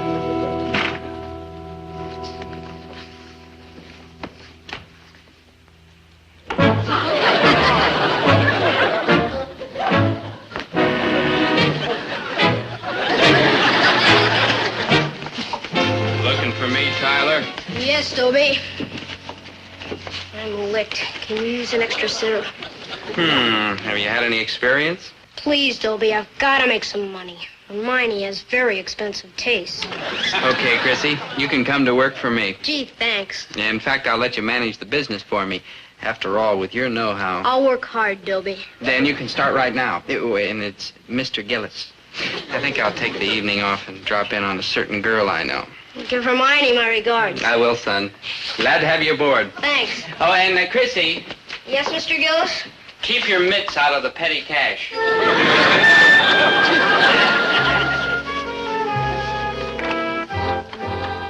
Why, don't. Just happened to be in the neighborhood, driving through in my convertible with power steering, white wall tires, and a hi-fi AM and FM radio.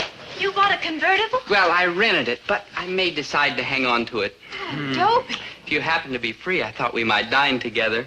You mean eat out? Of course. One hears there's a little spot in town called Lobster Heaven where the cuisine is not unspeakable. Dobie, I can't. Huh? I don't like lobster. It makes me break out in spots. Well, could you order something else? Dobie, it's no use. But I had the whole evening planned. Lobster dinner, dancing under the stars. Well, I was even going to stop and get you orchids. Orchids make me break out, too. Dobie, I found out I don't like fancy living. At heart, I am an outsider. You are?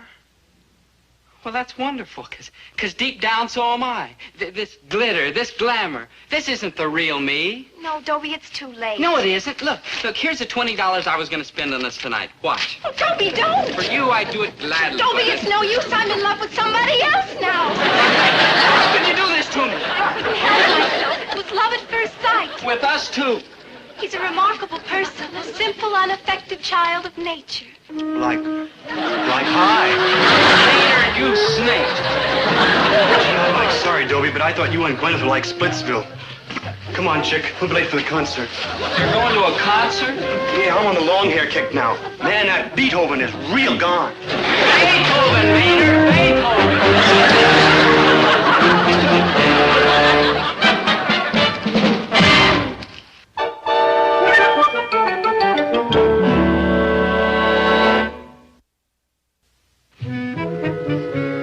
I'm a husk, an empty shell, a broken man with nowhere to turn. But I'll forget about girls and bury myself in business. I'll become a captain of industry, cold, ruthless, hard as steel. And when people ask me what made me so mean and cruel, I'll look at them and say just 2 words. Gwyneth Krausmeyer. Mr. Gillis, Yes, Ellen? we figured something out. What? If we didn't need Chrissy, we don't need you either. We're starting our own sitter service. I'm president. And I'm vice president. I'm secretary. I'm treasurer. I'm dead.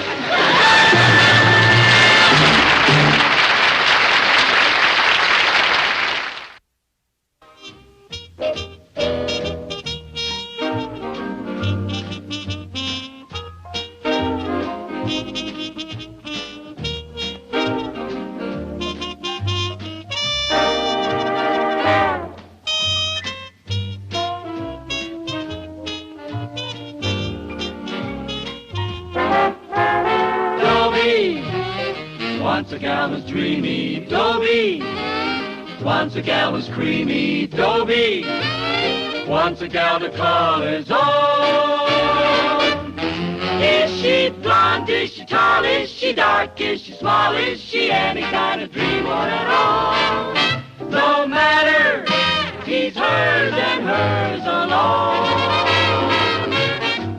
'Cause Dobie has to have a girl to call his own.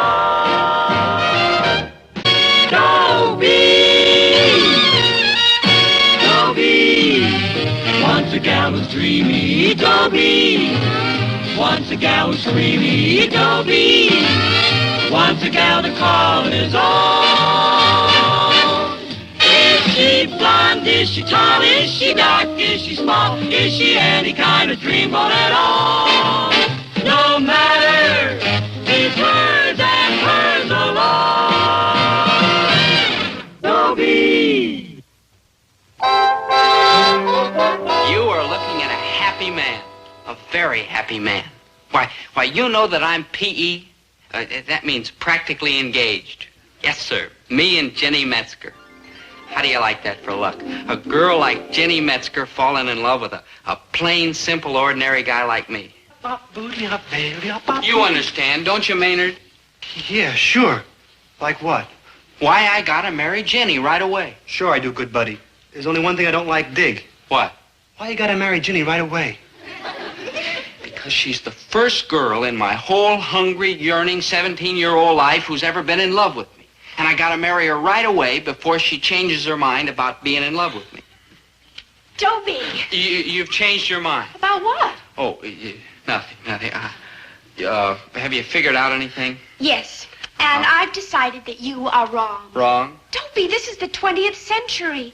Parents are more enlightened now. Mm-hmm. Why, I'm positive that your father couldn't possibly be as mean and stubborn and hard-headed as you make him out to be. Well, he hasn't even met me yet. And I'm sure that once I explain it all to him, you'll find that he's really very normal and kindly and understanding. And it's terrible the way most couples enter into marriage on an unthinking, romantic basis. Oh, I'm all for romance. But now that we're practically engaged, I'm also being realistic. And I feel sure that Dobie and I have every chance for the happiest of futures together. Well, it's nice that you're giving it some thought. Don't you agree, Herbert? Well, oh my goodness, the time. It's been lovely meeting you, Mrs. Gillis. And Mr. Gillis. Herbert, say goodbye. Goodbye. Stay here and see how we did. Anything you say, my darling. Goodbye, Dobie, dear. Bye.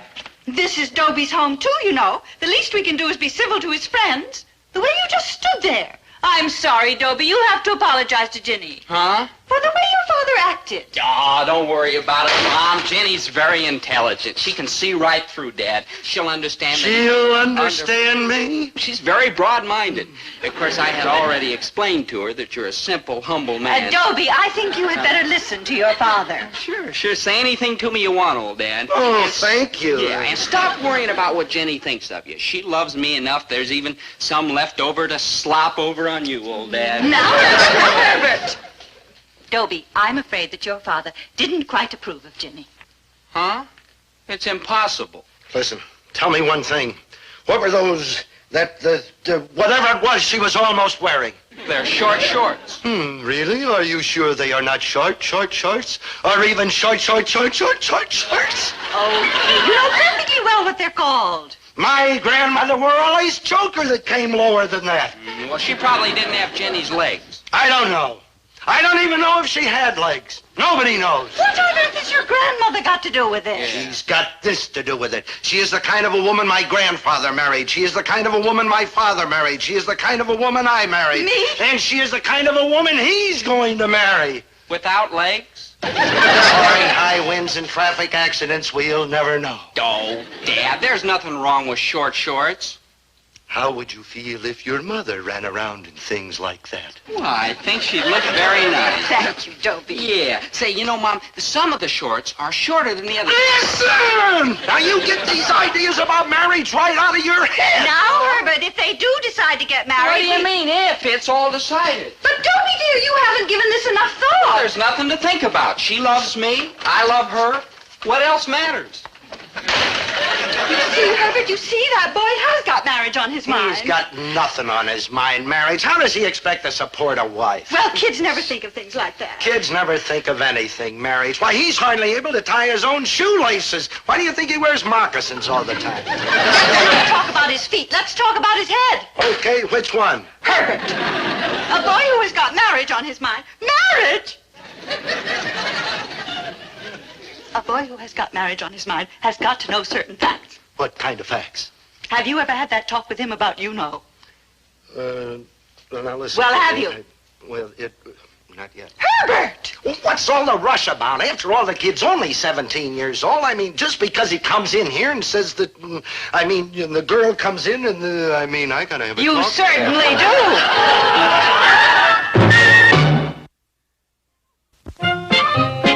Dobie, do you know something? Your father's justified in thinking that you can't support us. Huh? But I've got the answer. Oh, boy. You're going to work. Work? And prove that you can't support us. Work? No. And then he'll be on our side. Work? Well, I can't hold a job. Well, of course not. That's why you're going to be an employer. Me? Him? You've got to be an employer, Dobie, dear. I mean, it takes brains to hold a job, but a boss... A boss doesn't need brains. Well, a boss just has to be a boss. Yeah, that makes sense. Yeah. What am I going to boss? We are starting a babysitting service. A babysitting service? No, it won't work. Work? Me? Well, nothing's going to work with that negative attitude, Dobie. You've just got to be more positive. All right, okay, I'm positive. Good. I'm positive it won't work. Work? Maynard! That's one of your problems, Dobie. You lack confidence in yourself. Then I'm right. Ah, but I'm going to give you confidence. How? By putting you in charge of the simplest human organism, a baby. Yeah, they're pretty simple, all right. Messy, but simple. Beating the competition by being super efficient babysitters. Yeah. We'll need a whole list of supplies. We'll need safety pins and Safety baby pins, powder baby and baby powder, food and baby baby- oil and, well, all that stuff. You could get it all at your father's grocery. Yeah, we... Just a minute, no, I'm sorry. I said you can get it all from your father's grocery, boss. Boss? Boss, yeah, it might work. Work?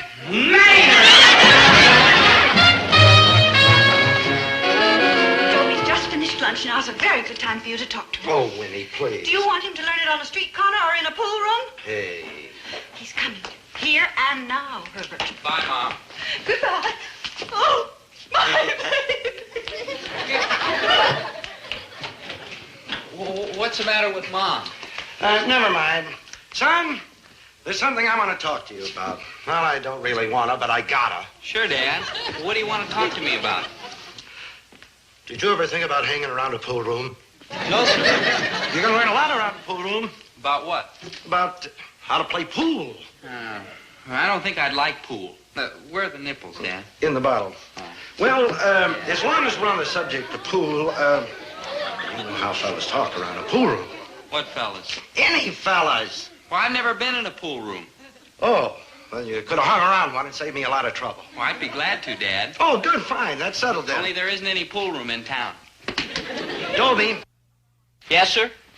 There's something I want to talk to you about, and it's very serious. Serious? Very. Whatever I've done, I'm sure I didn't do it. It's nothing you've done, I don't think, yet. Dear, I can explain it. Dobie? Or it wasn't my fault. Now, Dobie. I swear. Shut up! Yes. Now, son, as you probably know, there are two sexes. Boy, do I know it. Knock that off, mister. This is serious. Yes, sir. Now, how do I begin? Should we start with birds? Birds? Why, birds? Well, Dad, you see, they're very much like people. Not any people I know. Oh, Dad, I mean, they get married and live together all their lives, and they have courting habits. Where did you learn all this? I learned it in school. In school? Yeah, now you take egrets, for example. The egrets, you know, those birds with the long, skinny necks. Now, you see, the male egret and the female egret sit side by side, and they kind of wind their necks around each other and kind of nibble on each other's plumes. This was in school, too. Yes, sir. They showed movies. Wait till the next PTA meeting. I'll have something to say. Yeah, now, there was a movie about the ruffed grouse, too. What's that? The ruffed grouse. It's a Scotch bird with a big ruff of feathers around its neck. You see, the male grouse roughs out his neck to attract the female. This was in school, too. Yes, sir. Now, the female, she just sits there playing hard to get. With schools like that, what do we need with pool rooms? Yeah. And the male grouse drums his foot to excite the female's interest. What's that kind of talk, boy? Your mother's upstairs. Where's the talcum powder, Dad? In the other rack. Oh, yeah. You mean, they showed movies of this? Yes, sir. Visual education, they call it. That ain't what I call it. Anything else you want to talk about, Dad? No, I guess not. Well, I'll be seeing you. Son, I'm glad we had this little talk, and remember, I'm always here. And if there's ever anything you need to know, why, don't go to strangers. I appreciate that, Dad. Well, that's what Polly's are for. Gee, thanks, Dad. Well, did you have your talk? We sure did. Did you tell him everything? He did. I did everything. And you know, Winnie, I'm kind of glad we had that little talk. I could tell that you'd talked to him. I could see the change in him when he walked out of here. Taller, straighter, finer, carrying that box. Yeah. Winnie, do you know what a ruffed grouse is? My baby. No, it's a crazy bird, see? Was he delivering an order? Dobie? Oh, you're kidding. In fact, it's two crazy birds, see? A male and a female. What did Dobie have in the box? Oh, he had a whole bunch of stuff. He had a list: grain, vegetables, talcum powder, baby oil. Baby oil? Yeah, and you see, these grouse, they have these big ruffs of feathers around their necks, see? What was Dobie doing with all those babies? How should I know? And this crazy man grouse, see? He drums on the ground like that, see? Grain, vegetables, talcum powder, baby oil. Yes, Herbert. Our baby is married. Winnie, our baby is not only married, our baby's got his own baby.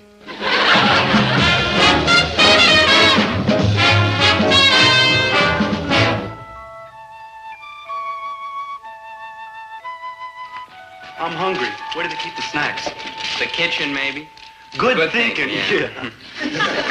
There, the baby's finally asleep. Oh, wait a minute. Wait. Oh, There. yeah. Comfier? Yeah. Someday, real soon someday, we'll have a house like this, won't we? Oh, yes. And the baby in that bedroom will be ours. What's so funny? Oh, nothing. It's just that, well, if I'd known work was like this, I'd have dabbled in it a lot sooner. I knew you'd like it. Yeah, and I owe all my success to you, my love. Well, You've got a real head, yeah. This is real cushy. Making money, no worries. Oh. Now, wait a minute. Stay there. I'll get it. Boss. Boss.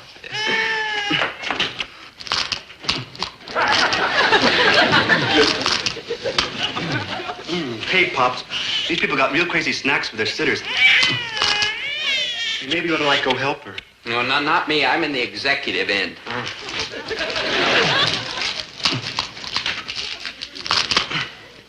Maynard, where'd you get that turkey leg?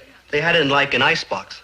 What kind of an ice box? About 6 feet long, 4 feet wide. It opens from the top. Maynard, that was the deep freeze.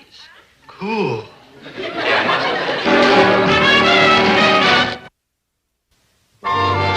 on a tie for a visiting janitor. Herbert, I keep telling you, Mr. Metzger is the most important man in the museum. He's the curator. Stupid. I ought to put on a pair of overalls, make him feel more at home. Herbert, Mr. and Mrs. Metzger are Ginny's parents, and Ginny is Dobie's wife. Wife? And I have invited them over here so that we can meet them and have a nice, pleasant, civilized talk. All right, all right. Oh, my goodness, there they are. Well, tell them to park their dustpans and brooms and come on in. Herbert, you promised. I promised. 18 times I promised. No yelling. All right. And lead up to the subject of the marriage gently. Remember, this may be as much of a shock to them as it was to us, so be subtle. I will be subtle. I will be gentle. I will be polite. I will be refined. I will bow from the waist. I'll raise my pinky. I'll do a curtsy and go answer the door already. Just pleasant conversation until they're settled. You must be Mr. and Mrs. Metzger. I'm Winifred Gillis, and this is my husband, Herbert Gillis. How do you do? How do you do? How do you do? Well. Well. Well. How about this stupid marriage, huh? Well, I don't know.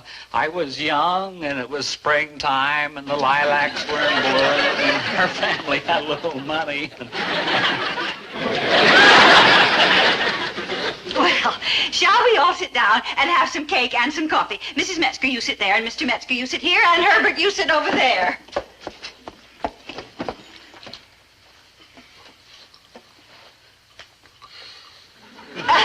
It must be very interesting, the work that you do at the museum, Mr. Metzger. Well, yes, as a matter of fact, it is rather interesting. Quite a lot of responsibility, too. We've just added a new wing, you know. A lot of more floors and windows to keep clean, huh? I happen to be curator of the county museum. Yes, we know, and it doesn't make a bit of difference to us. If there is one thing we are not, it's snobs. Of course, it may look to you like we live pretty high around here, but deep down underneath, we're just plain, simple folk. Mr. Metzger is curator. Herbert, being curator is a very important position. Well, certainly it is. And that's what I always say, pal. Cleanliness is next to godliness, so you just keep doing your job out there. You just keep that museum spick and span. And one of these days, somebody is bound to notice. Well, enough of this idle chitter-chatter here. What about this ridiculous marriage? Well, I don't know. It was springtime, and I was young, and the lilacs were in bloom, and What ridiculous marriage are you talking about, Mr. Gillis? I'll tell you what ridiculous marriage No, is. She'll you tell won't. you what I'm talking about. I will tell you gently and quietly. Herbert, you go and get Mrs. Metzger a glass of water. What do I need with a glass of water? Now prepare yourself for a shock, Mrs. Metzger. Compose yourself. Try to be calm. Don't panic. What? What? Your Ginny and our Dobie are married. Esmond, none of your dramatics. I know it's hard to believe. Oh, it's preposterous. Most preposterous thing I've ever heard in all my life. It's preposterous, isn't it, Esmond? Oh, well, I don't know. They're young, and it's spring, and the lilacs are in bloom, and we do have a little money. Wait till I get you home. Mr. Gillis, if this is what you have called us over here to tell us, this visit is ended. I don't know where you got such an absurd notion. Yeah, well, you better sit back down again, lady, because from here on in, it gets even more absurd. What do you mean? You tell him, Winnie. I'll get the water. Oh, dear. Oh, dear, what? Not only are Ginny and Dobie married, they have a baby. Ridiculous! Impossible. Impossible! Ridiculous. You two must be out of your mind. Well, just about. Herbert, perhaps we are being a little hasty. Ginny couldn't have a baby without her parents knowing about it. Of course not. Yes, well, then answer me this. Did you see Ginny not have a baby? Ginny has not been out of our sight, except, of course, when we went to Europe last winter. Aha! And she stayed with my sister Clara the entire winter. Oh-ho! I will take care of the oh-ho later. I will deal with the aha right now. Mr. Gillis, I don't know what strange kind of madness has possessed you, but this I do know. Ginny is not married, and she does not have a baby. Oh, yes? Well, you know so much about that kid of yours. Tell me, where is she right now? I'll tell you exactly where she is right now. She is at this number. Ginny never leaves the house without giving me the phone number and the address where she is. And now, Esmond, we will say good night. Oh, can't we please stay and have some of this nice cake? Say good night, Esmond. Good night. Thank you for a very lovely evening.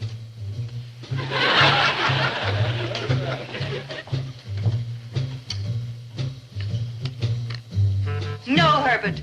We will not call them. We will trust our son. You're right.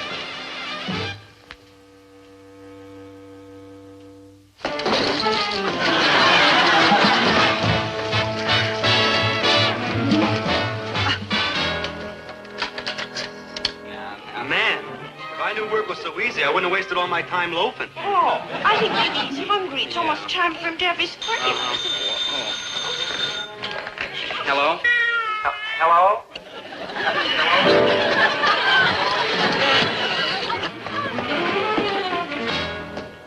Maynard, here, take care of the baby.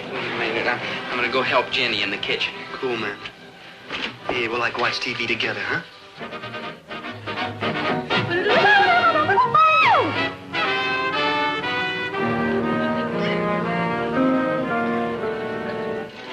You like television, kid? Yeah, me too. Ooh, that's like a Western. Now, I'll tell you what to watch for, kid. See that stagecoach pulling up?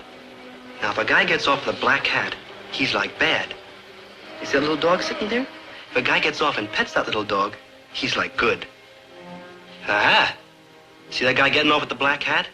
He's like bad. But he's petting a little dog. Ooh, I don't dig. Is he like good or like bad? Must be one of those adult westerns. Sure, it's an adult western. Here comes an Indian in a suit. Back up in college, I guess. Yeah. Ooh, here comes the sheriff. See, he's walking right down the middle of the street. Ooh, now the guy in the black hat is walking towards him. And everybody's getting out of the way. Ooh, and the sheriff's like walking and walking and walking. And the guy in the black hat is like walking and walking. Man, they're walking a long way. Yeah. Know what happens now, kid? The commercial. And now, yeah. the short message. Quiet, kid. This is the part I like the best. Ooh, boy, I dig those commercials. They're the most. Ooh. Look at those medicine bottles marching up and down. Yeah, and it's like educational, too. I mean, that stomach with all those little A's and B's going through. Ooh, I hope the A's win tonight. All right, kid, it's time for you to go to bed. Oh. Hey, I didn't know we had little hammers in our heads. When do we get, like, headaches?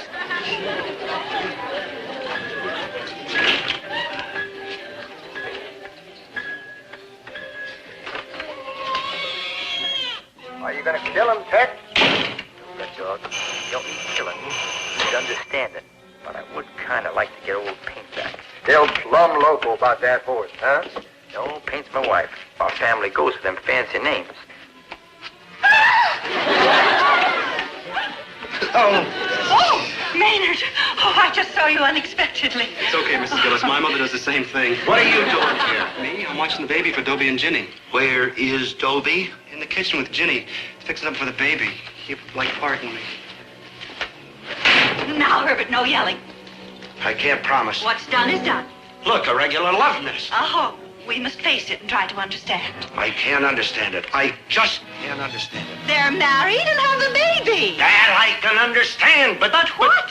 But how does Dobie keep up a place like this on an allowance of $5 a week, which I haven't given him for 6 weeks? Quiet, please. They're gonna start washing with Brand X now. Shut that thing off! You're mixed up in this anyway. Me? Not me, Mr. Gillis. I'll figure a way. You calm down. They'll be here in a minute. I'll be there sooner. Boy, this baby business is fun. I figure we ought to expand. Let's get this baby fed first. Well, this one baby's so easy, I figure we can handle lots more. And as soon as we can get them, about half a dozen, huh? Why wait? Not right away. Oh, why not? We've got Maynard to help us. Dad. Mom. Oh, Dobie, my baby. How'd you find out? You've got to get up pretty early in the morning to fool Herbert T. Gillis. Excuse me, please. I have to go feed the baby. You sound mad. I thought you'd be proud. Oh, we are, dear. We are. Proud? You're always complaining about me loafing, wanting me to do something. Well, this isn't exactly what I had in mind. Oh, is that the baby? Oh. Winnie, don't make friends so fast there. Oh, we like our milk, don't we? He looks just like Dobie. Winnie, please. Nah, Dobie's a lot taller. Oh, I mean, the features, the eyes and the nose and the mouth. See? Yep, they're all there. Dad, I can explain It's everything. all right, son. You're married now. We understand. We're your parents. Dad, you're wrong. I am not wrong. I distinctly remember bringing you home from the hospital. No, Dad. Yes. I didn't believe it at first myself, but they brought you in, and there it was, a little bracelet. Baby Gillis. I made them double check it. Dad. Winnie, will you please? Here, give me that baby. Dad. Why, sure. No. You don't know what you're doing here. We're going to find out. Yep, temperature's right. Hey, here we go. How's that, partner, huh? Hey, he's a big one, ain't he? Dad, look like Oh, this shut plane. up. Yes, sir. Oh, Winnie, it's been a long time since I was a father.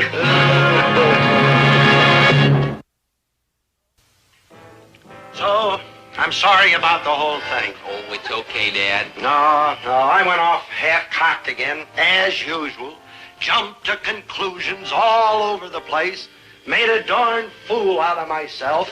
And don't you ever do it again. Yes. How about that? The good guy's wearing a black hat.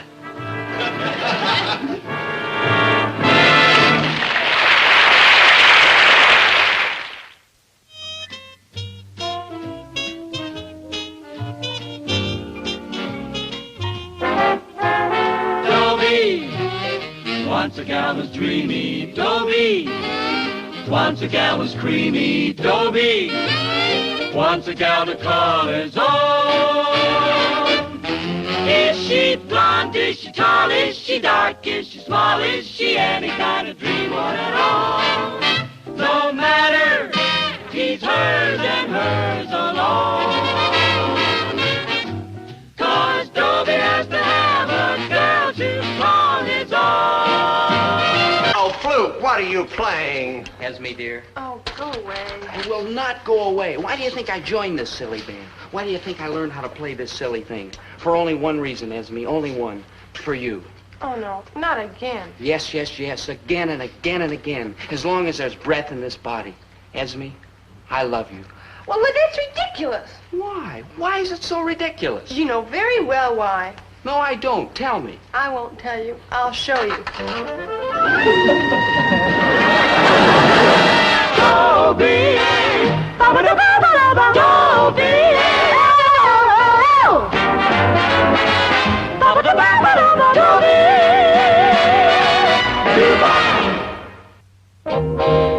All right.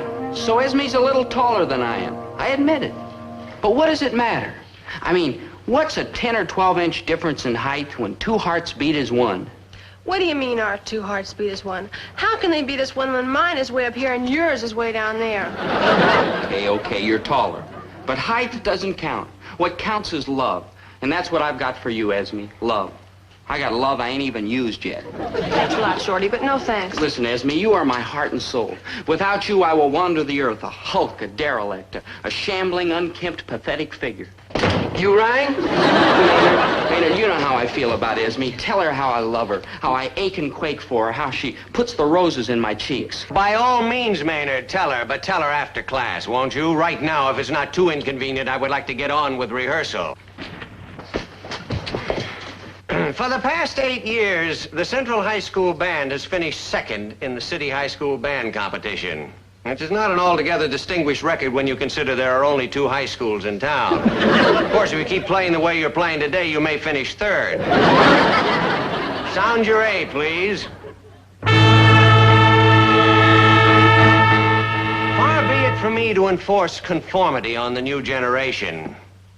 But in this case, my young tin-eared friends, I am afraid there is only one A. Zelda, show them. Thank you, Zelda. You're truly a remarkable musician. You hear that, Dobie? A remarkable musician, a raving beauty, a giant intellect, and it's all yours. I appreciate that, Zelda. Honest, I do, but no thanks. Why not? You love me. Zelda, I love canoeing. I love tobogganing. I love popcorn with melted butter. I love blazers with brass buttons. I love green meadows and yellow daffodils. I love riding in a speedboat. I love the Constitution. But you, Zelda? No, Zelda. Sure you do. I'll prove it. I keep telling you, it's just a reflex. If this learned discourse could continue after rehearsal, I would appreciate it. It's not that I'm not grateful to you, Zelda. You've been an enormous help to me. And now, Zelda, if you will man your horn, you will not find me unappreciative. All right, musicians, and I use the term loosely, the William Tell Overture from 19, the Agitato.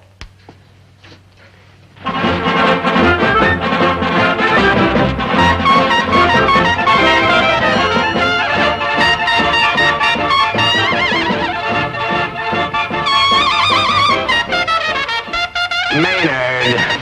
Maynard! Maynard! That was cool, man. That was far Outsville. Oh, it was like nothing. Let us not mince words. You, Maynard, are a genius. Me? A genius. A flat-out, cotton-picking genius. In my book, Catman, the real geniuses of our time aren't those guys who were shooting rockets at Venus and Mars and like that. The real geniuses are the cats who can write jazz. Because, let's face it, what's more important than jazz? Nothing. Maynard, there's only one thing to do. You and I gotta go steady. Look, just a minute. Just a darn minute. Yeah, just a darn minute. Yeah. Time's a wasting, Maynard. Here's my merit badge. Let's go steady. Yeah, but you're a girl. So? Well, in fact, you're a very big girl. So? But I'm scared of girls, even little tiny ones.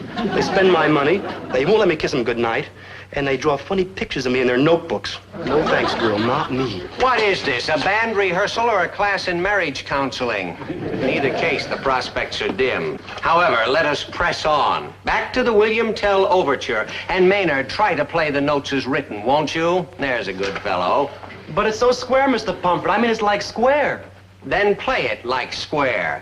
You don't like big jazz, that's what you don't. Maynard, would it interest you to know that I have the largest collection of the Kingston Trio, Fats Domino, and the Coasters in the entire city? Hey, how come a hip guy like you got on this teaching kick? Because I am hip, Maynard. I got a bulletin for you. It takes a hip guy to be a teacher. I don't dig. If you're so hip, how come you want us to play this Ricky-Ticky Lone Ranger jazz? Because the Ricky-Ticky School Board says I have to. But I'll tell you what I'm going to do. Maynard and the rest of you, let's have a contest. Anyone in this band who writes an original jazz composition will win a handsome prize, which I will personally donate. Like money, sir? On my salary? Surely you jest. No, the prize will not be money, but something even better. The winner will be excused from writing the next English theme. You couldn't make it like the next two. Very well, Maynard. Like the next two. Three? Like the next two. And now, if we may return to the William Tell Overture. I'm sure this will distress you no end, but, class,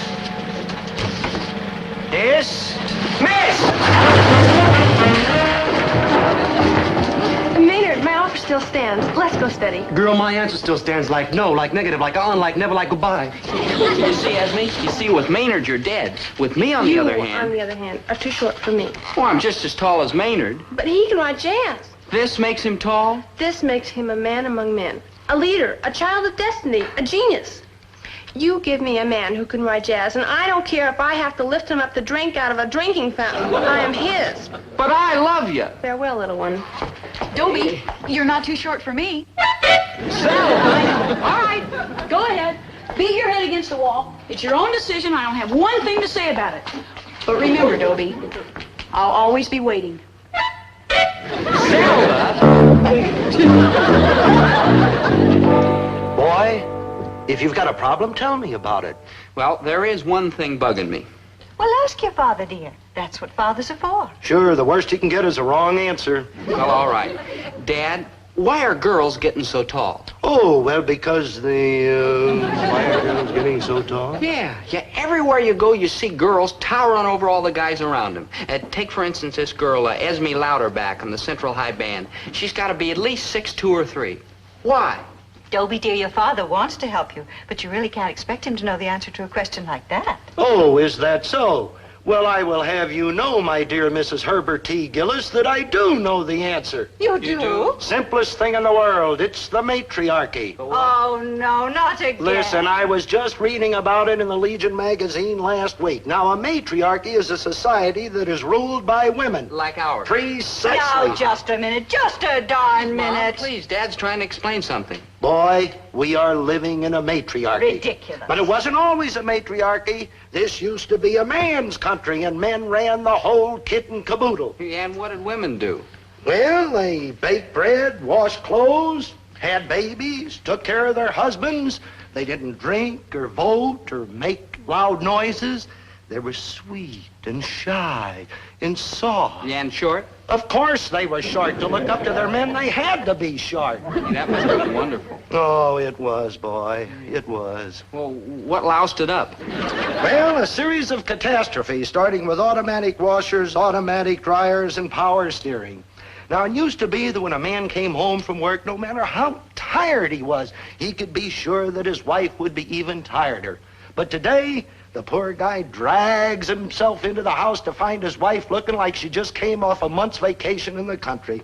Her eyes are bright, her step is springy, her nostrils are flaring, and she's chock full of pep and plans for him. Darling, she says to him, don't you think we ought to turn the attic into a rumpus room? Don't you think we ought to send little Waldo to school in Switzerland? Don't you think we ought to flood the den and make an aquarium? Oh, the poor guy, all he wants to do is crawl into an easy chair and turn on the television. But no, there she is, all over him like a swarm of hornets. He's too tired to fight, so what does he do? He just sits there and mumbles, yes, dear, of course, dear, whatever you say, dear Dobie. When you give a woman power like this, it's a cinch she's going to attain the size to match it. That, son of mine, is why girls are getting so tall. Gee, isn't there anything we can do about it? Nothing legal. That will be enough of that, Herbert T. Gillis. Dobie, dear, don't you pay any attention to your father. His feet are hurting him again, and you know how he gets. It's all a matter of biology. Girls get their growth earlier, and boys always catch up. You mean there's a chance I'll catch up with Esme Louderback? Of course there is. You sure? Just trust your mother who loves you. And ignore your dumb old dad who supports you. Don't you have homework, dear? Oh, yeah. There's cookies and milk in your room. Oh, thanks, Mom. Winnie, I just don't understand you. Filling that poor boy's head with all that nonsense. You know as well as I do he'll never grow up to be as tall as that girl. Maybe he will and maybe he won't. The point is, in a few weeks he'll forget about her and get himself a new girl. So why not give him a little hope to cling to? Why let him go around moping? Well, maybe you're right. Of course I am. And speaking of filling the boy's head full of nonsense, what's all this gibberish about Gibberish? the matriarchy? Yes, gibberish. Take our home, for example. Is there any question here who's boss? Certainly not. There you are. It's you.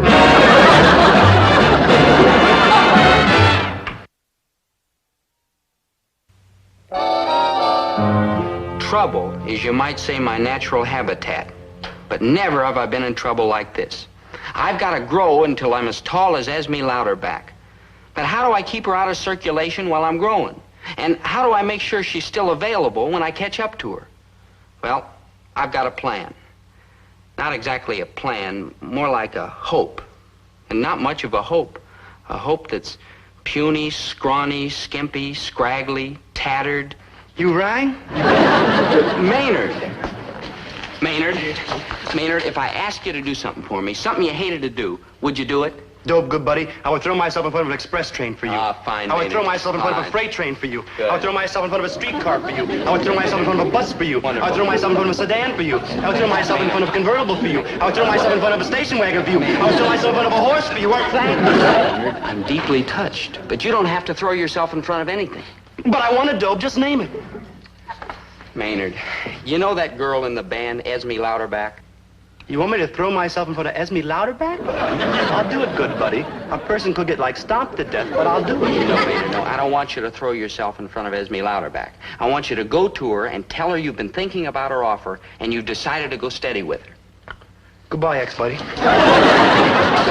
Some friend you turn out to be. I'll do anything for you, good buddy. Just name it. But I don't dig girls. You know that. All I know is that I'm the best friend you ever had. True? True. And how long have we been friends? Since we've been little tiny babies. Yeah, and who taught you how to crawl? You. And who taught you how to walk? You. But to tell you the truth, you didn't do such a good job. I walk pretty funny, though. But you get around, don't you? And who taught you everything else you know? How to tie your shoes, how to dial the telephone, how to... That's about all I know, though. Well, you wouldn't have known that much if it wasn't for me. Now, when I ask you one little favor, you rat out on me. All right, Maynard, if that's the way it is, I'm glad I found out. Okay, Dope, I'll do it. That's my good buddy. Now. There's only one thing I don't dig. Oh? If you used to wait for this tall chick, how come you want me to go steady with her? That's the clever part of my plan. Now, you see, Maynard, Esme says I'm not tall enough for her. Well, I will be in a little while. All I need is some time to grow. But meanwhile, I've got to make sure some other guy doesn't come along and grab her. Now, if you're going steady with her, that takes her out of circulation while I'm growing. Then when I get my growth, I'll come to you and I'll say, okay, Maynard, turn Esme over to me. Which you, of course, will be happy to do because you are my good buddy and you don't like girls anyhow. True. Yeah. There's only one thing I can say, Dope. Yeah? I'm glad the Russians ain't got your brain. Thank you. Now, get cracking, boy. Yeah. Go lock up Esme. Yeah. It won't work, Dobie. Zelda, will you quit following me around and skulking behind trash cans? You poor fool. While you're growing, what do you think she's going to do? Stand still? She'll be growing, too. Jealousy, that's it. Jealousy's warped your mind. I'm not listening to you, Zelda. I'm going home. To grow. I don't want to hurt the boy, Herbert. Never mind, Mom. Pull harder. Harder. Oh, Herbert, that is positively all. Oh, Mom. Oh, your mother's right, Dobie. Come on, here, let's measure him.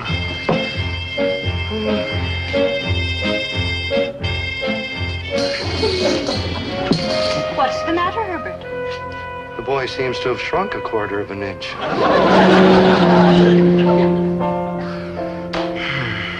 Things were not hopeful. Not hopeful at all. But the cruelest blow of all was yet to come.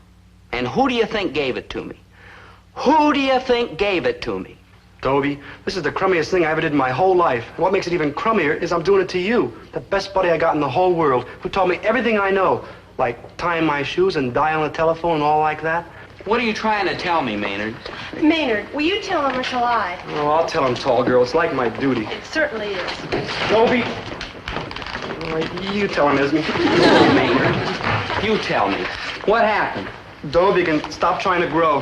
Why? Because I ain't going to give Esme back to you, no matter how tall you get. Dobie, I'm going to keep her. And I'm gonna keep him. What? Yeah, all of a sudden I dig girls. Anyhow, I dig Esme. I mean, she's real far out, this tall, crazy chick, and I love her, Dope, and I ain't never going to give her back. Amen. Oh, no. Tough, pal, but that's the way the cookie crumbles.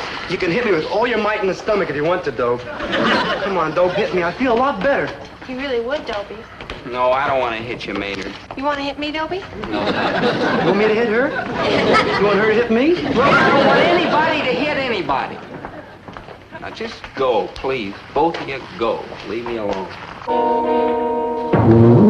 I love you, Dobie. Oh, please leave me alone, Zelda. My life is in ashes. Let me finish.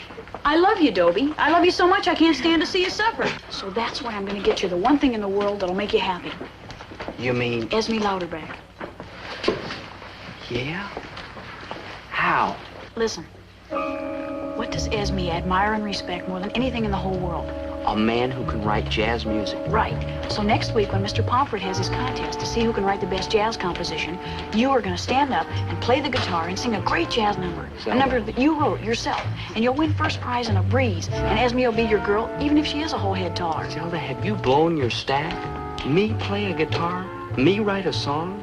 I've already written the song. And it's really a gas if I do say so myself. As for the guitar, I can teach you enough chords to fake it. Why are you doing this, Zelda? You want that great big giraffe of a girl, don't you? Yeah. That's why I'm doing it. But now hear me good. This is the plan. No. Now can't you get it through your pointed little head that Tempest is fugiting? There's only 2 more days. No, it's no use, Zelda. I'll never learn in time. Of course you will. You love Esme, don't you? Sure I do. Well, love can move mountains. You're right, Zelda. Bring on those mountains. Attaboy. Yeah. Now, chord. Yeah.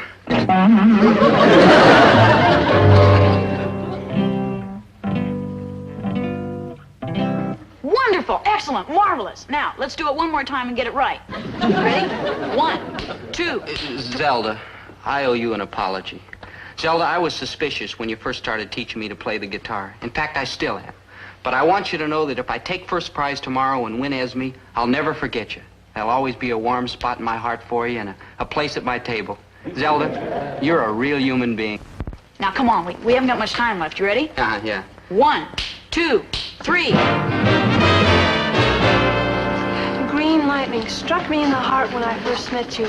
Oh, Maynard, I just know you're going to win the contest. I mean, the song you wrote is the living, breathing, ultimate end. And you know what you're going to do after you take first prize? You're going to stand on a chair and kiss me. Hey, Dobe. Hey, Dobe. Dobe. Hey, Dobe. Hey, man.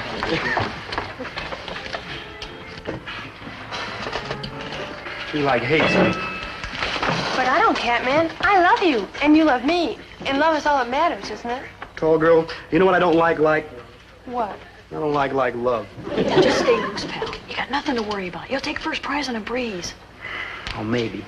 But if I do, it'll be on account of that song you wrote. That's the most beautiful song I ever heard in my whole life. Oh, pish-posh. Just remember, Dobie, give it everything you've got. You're a cinch. Esme will fall into your lap like a ripe plum. A great big one. Let me put it to you simply. You're a great human being.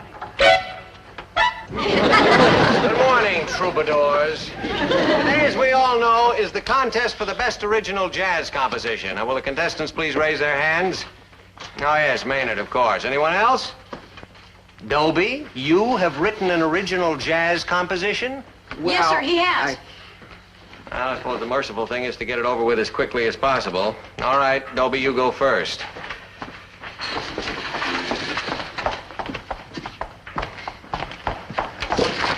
Excuse me, sir.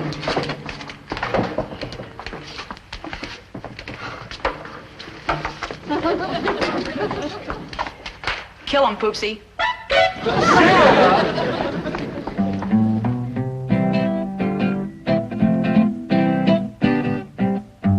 I never was good at football. I never took time to try.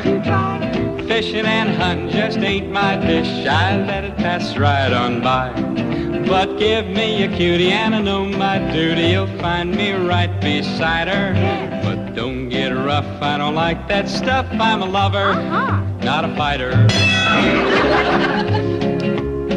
I never did learn to wrestle. And boxing leaves me cold. With a mind that's willing but a back that's weak, I can't be brave and bold. But give me a girlie with a smile so pearly and the old moon a shining brighter. And I'll show you what this boy can do. I'm a lover, not a fighter. I never did like adventure. Don't want to fly to the moon. The only trip I ever want to take will be on my honeymoon. When I find me a lassie with a cute little chassis, I'll step up and invite her. But I won't be mean when I find my queen. I'm a lover, not a fighter. Yeah, give me a cutie and I know my duty. You'll find me right beside her. But don't get rough, I don't like that stuff. I'm a lover, not a fighter.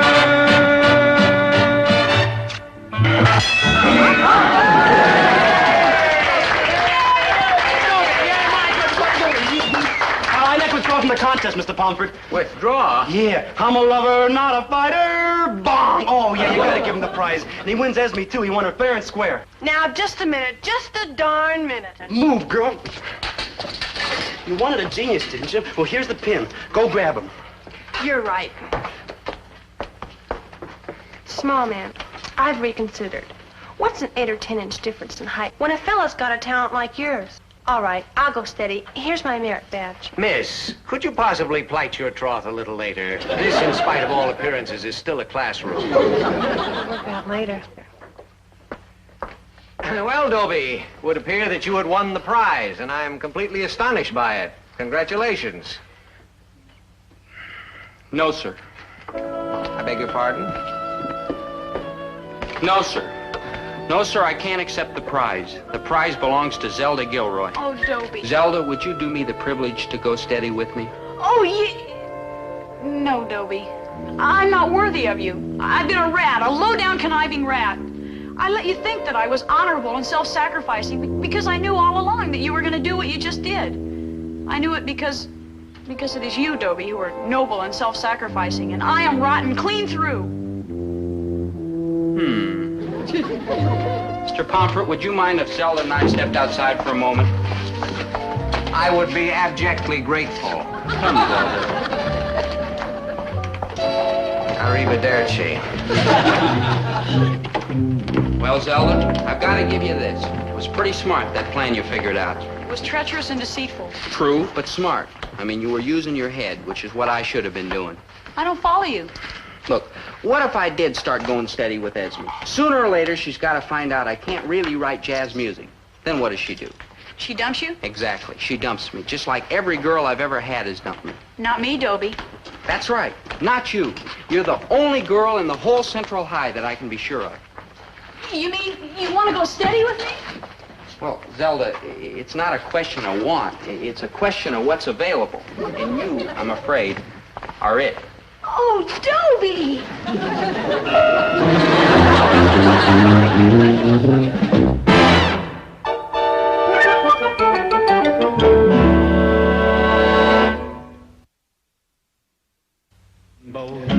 But give me a girlie with a smile so curly and the old moon is shining brighter. And I'll show you what this boy can do. I'm a lover, not a fighter. I never did like adventure. Don't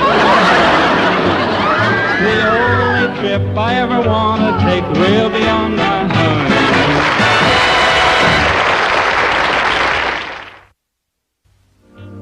The Daily Bugle is running a father and son week. $25 for the best essay on why my dad is my best pal. Kids all over town are writing essays, but Dobie, the only thing he'll ever write for me is, "Dear Dad, send money." Oh, Herbert, dear, that's not true. Boys Dobie's age just aren't very good at expressing their feelings. It's not that the feelings aren't there. It's just that it's hard for fathers and sons to communicate. If he came through that door right now, do you know what he would communicate? One of three things. Number one, Dad, can I borrow some money? Number two, Dad, can I borrow the keys to the car? Number three, Dad, can I have some cookies? Dad, can I borrow some money? Number one, no. And Dad, about the car tonight. Number two, no. What about the next question? What question? Number three, cookies? Oh, say, now that you mention cookies. No! Well, I guess that sort of concludes our conversation, huh? I guess so. Well, I think I'll go upstairs. Don't work too hard. I gotta kill that boy. I just gotta. Dobie!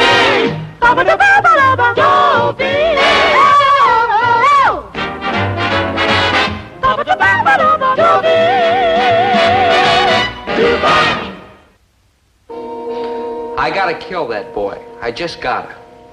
That was the last time my father ever said those words. You don't believe it? It's a fact. The very last time. What happened? Well, I'll start at the beginning. I left the grocery store and went upstairs to my room.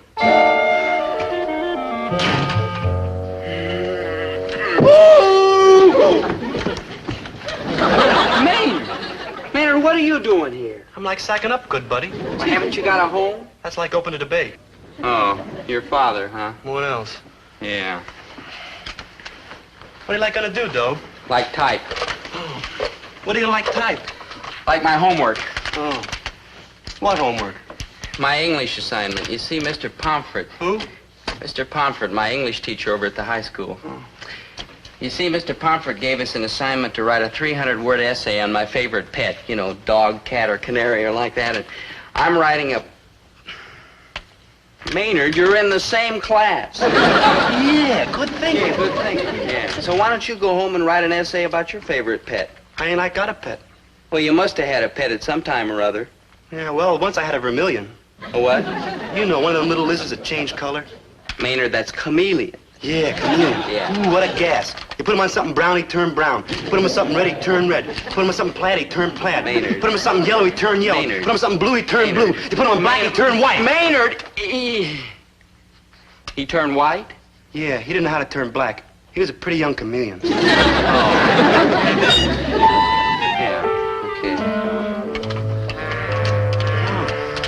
okay. My Dog by Dobie Gillis. My dog is just about the greatest pal a red-blooded American boy could ask for. He's faithful and loyal and true blue. No matter how tough things get, I can always count on my good old dog. He understands me. His big, liquid brown eyes tell me so. Gee, how can I go on? Kind of touching, isn't it? Yeah, get you right here. Your heart's over here, Maynard. Yeah. Yeah. Dobe, I What? bet you're gonna get an A on that essay. Me? Yeah, I know you ain't very bright, but that essay's like beautiful. You gotta get an A. I'll tell you something, Maynard. If I get an A on this essay, I will personally carry you around the schoolyard piggyback. Enough, Maynard. Once more around the track, good buddy. All right, Maynard, but those spurs are gotta go. Okay, put me down. I mean, anybody who writes an essay like you wrote shouldn't be treated as a beast of burden. No. Yeah. Man, that's the most beautiful essay I ever heard of. It certainly was, Dobie Gillis. May I add my congratulations? Mason Dixon, you're congratulating me? I didn't think you knew I was alive. Why, Dobie, you must be funny, and I consider you to be very much alive. You got the only A in the English class. Charming essay. Well. Say, Mason, you wouldn't by any chance be free next Saturday. Dobie, you are a charming writer, but as a date, you leave much to be desired. Huh? Taking a nice long walk is not my idea of how to spend a Saturday. Oh, well, what do you like? Well, I like tennis in the morning, and in the afternoon, I like to go to the tea dance at the Peabody Room. All right, that's a date. Please, Dobie, now, I mean no offense, but I'm afraid you don't fit into my plans at all. Oh? Well, you see, the man I go with has to be a moneyed man. Money? I'm in my Reconstruction era. Reconstruction of what? Secession Landing. Secession Our landing? antebellum mansion down south, where Mama plays Stephen Foster on the spinet, where time is honey slow and the jasmine climbs up the Corinthian collar.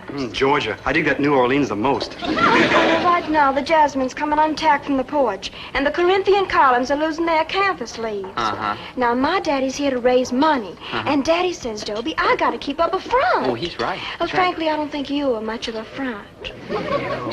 But I am, Mason. Well, I can be. Trust me, by Saturday I'll have $10.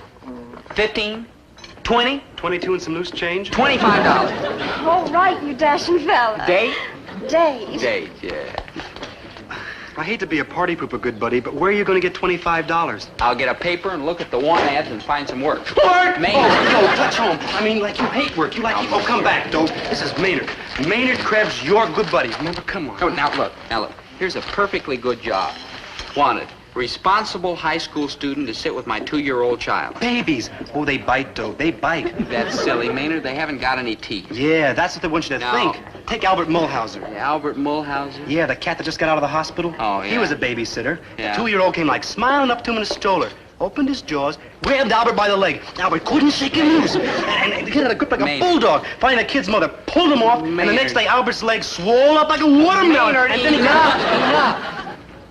Now, here, drop my books off at the store. I'm going over and apply for this job before it's filled. Man, the trouble you can get into reading these newspapers. What are people seeing these things anyhow? Nothing, a lot of words and ads for work. And they ain't got no feet. Win $25. Write an essay on my dad for Father and Son Week. If I were an essay on my dad, they wouldn't like to believe it. My Dog by Dobie Gillis. My dad. My dog, my dad, my dog, my dad, I wonder. How about if I crossed off dog and wrote in dad? My dad is just about the greatest pal a red-blooded American boy could ask for. He's faithful and loyal and true blue. No matter how tough things get, I always encounter my good old dad. Like, wow.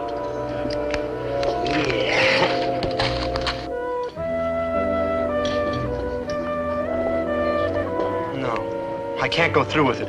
I mean, crossing out somebody else's handwriting and putting it in your own, man, it's like homicide. But if I don't go through with it, my good buddy Dobie is stuck with a money-crazy girl and a no-money wallet. The most they can give me is 6 months in the electric chair. I'll do it.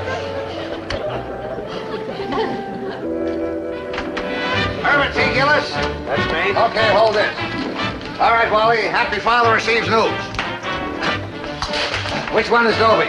Me, sir. Okay, Wally, get this. What is this? Happy winner receives prize. Prize? What prize? Over here, son. Now, shake with the right, put the left arm around the shoulder. All right, Wally, get this. Happy father congratulates happy son. Wait a minute. Let's see those teeth. That's it. Okay, Wally, let's get it. Hey, what's going on here? What prize? What winner? What's with the picture taken? Here it is, buddy. Read it right on the front page.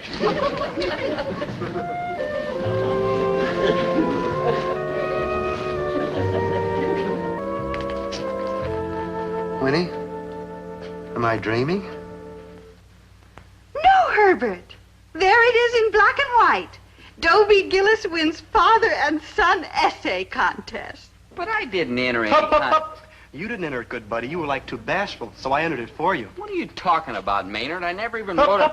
You know, the essay about how your father is your pal and you hunt and fish together and, you know... But, Maynard, that was about my... Maynard! You won $25, good buddy. Like, congratulations. Isn't it wonderful, Herbert? You see how wrong you were. This way, Dobie. Come here, honey. You look like a mother. I am a mother. You see, Wally, life follows on. That's it. Now close together. Pucker up. There we are. Happy mother kisses happy winner. Okay. Let's go, Wally. Well, don't just stand there, Herbert. Read Dobie's essay to us. I wouldn't read it, Dad. It isn't very interesting. Oh, it isn't? No. Well, it just happens to be about the most interesting thing that's happened to me in 20 years. Oh. Quiet, everybody. Yeah. My Dad by Dobie Gillis. My dad is just about the greatest pal a red-blooded American boy could ask for. He's faithful and loyal and true blue. No matter how tough things get, I can always count on my good old dad. Dobie, I didn't know. I mean, it's... How come? It's nothing, It's Dad. what I've always told you, Herbert. Deep down, Dobie has always looked up to you. He looks up from deep down. Read some. My dad is everything a real dad should be. He understands me. His big, liquid brown eyes tell me so. Don't I? Oh, I mean, we may have had our misunderstandings in the past, but that's all gone now. You know, now that I finally realize how you feel about your old man, your true blue pal. Gee, it's just a little essay, Dad. Little? In my book, it takes its place right up there alongside of the Gettysburg Address and Washington's farewell to his troops. I'm getting pretty misty too, Mr. Gillis. Herbert, listen to this part. Even though he might be dozing, stretched out in front of the open fire, at the first sound a burglar made, he would be instantly on his feet, his handsome head cocked to one side. Cocked? There it is. Oh, thanks. Go ahead. I think Dobie ought to read his own essay. Go ahead, What? dear. Oh. Yeah, all right. Yeah, let's see. My dad's coat is sleek and shiny. He's right, Winnie. We probably sent that old coat of mine to be cleaned and pressed just once too often. Go ahead. You always see my dad trotting with that peculiar sideways gait. It is so typical of dads. Off on 1,001 mysterious errands the Trotting? rest of us could never see. Aaron? You know, Herbert, the 4 o'clock delivery. Yeah. Oh. Here, Maynard, you read it. You started it. And in conclusion, let me say about my dad, buddy, companion, and great retriever. Retriever? What's that mean? That means, that's a good question and deserves a good answer, Mr. Gillis. Yeah. Dope. Well, It means that when Dobie's in trouble, you retrieve him. Yeah, that's it. You know, Dobie, in the past, we haven't gotten together exactly when it came to money. Shall we say I was cautious? Try stingy. But that's all gone now. Dobe, here. I want you to have... No, nothing at all. In fact, nothing. While you're under this spell, I could use a few Bob, Mr. G. Dobie, before you go, there's one thing I want you to know, and that's what this day has meant to me. You know, all that old stuff, that yelling and carrying on, that's forgotten. From now on, we're going to live together like a father and son ought to live together, sharing the big with the little and the hard with the soft. Dobie, this has been a great day, right, boy? Right, Dad. Everything's going to be all right, Winnie. Herbert T. Gillis here, winner in the Daily Bugle Father and Son contest.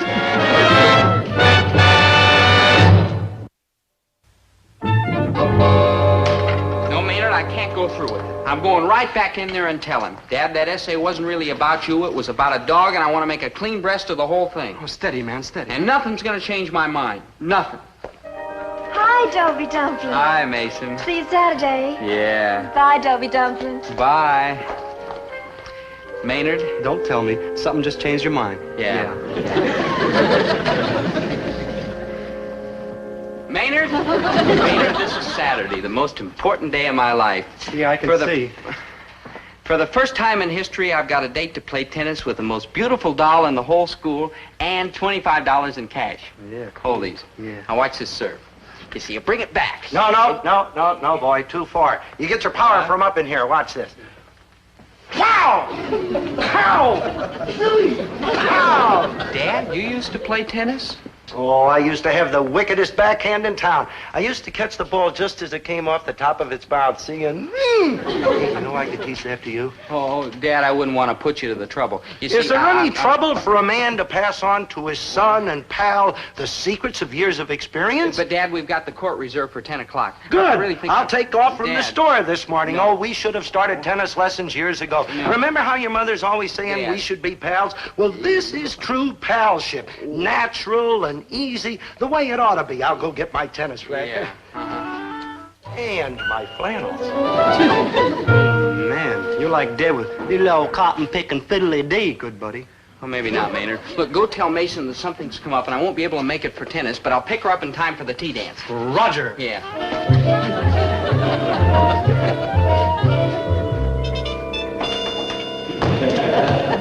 Tennis, anyone? You know, there's one thing I like about tennis. It's a gentleman's game. You dress for it.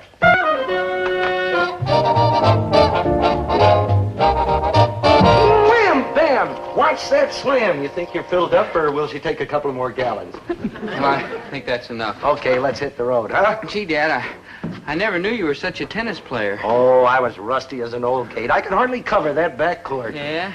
Short of wind? Tight of pants.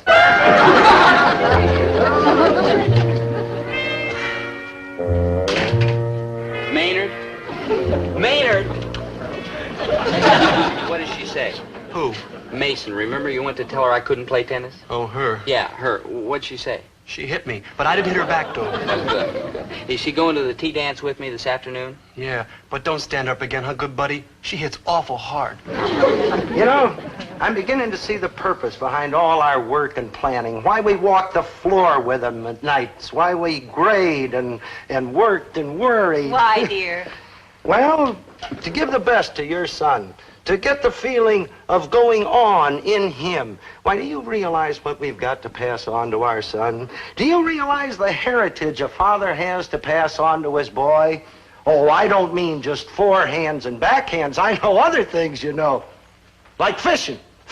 Winnie, I'm going to make a first-class angler out of that boy. Do you know that he doesn't know how to cast a dry fly or a wet fly or a wet dry fly? Here, where's my fishing gear? So long, Dad. Oh. Bye, Mom. Bye, dear. Hey, just a minute, Vincent. What? You can't go like that. Go where, like what? Fishing. Where else? Why, in those Nancy duds, the fish would laugh you right off the lake. Wait a minute, Dad. What about the store? Oh, hang the store. There's more important things than money when things like this come up. Honey, Dad. where are my hip boots? In my hope chest where they always Yes. are. Dad? Mom, look. Good buddy, the thin gray line is approaching. What? Why, Dobie, love, you can't go to the tea dance dressed like that. Yeah, he can't let go at all. Tea and shame on you, Mr. Dobie Gillis. Am I to understand you are breaking another promise to me? Well, you see, Mason, we suddenly got very busy in the store, and I've got to help out. Well, I never. I never either. Well, how about later tonight? I've still got the $25. Well, maybe I will and maybe I won't. Uh-huh. I may be engaged this evening. Engaged? Some boys I know from Stonewall Jackson Military School are flying up for the weekend. Yeah, Mason. And I just adore a boy in uniform. Uniforms. What's in a uniform? Well, if you take away the fancy epaulettes and the gold braid and the brass buttons and the scrambled eggs on the hat and the sword and the shiny boots, what have you got left? A naked soldier. Goodbye, Maynard. Goodbye, Maynard. Yeah, come on, boy. Those trout are waiting. Yeah. Dad, do we have time and trout wait for no man, boy. Come on, let's get out of here.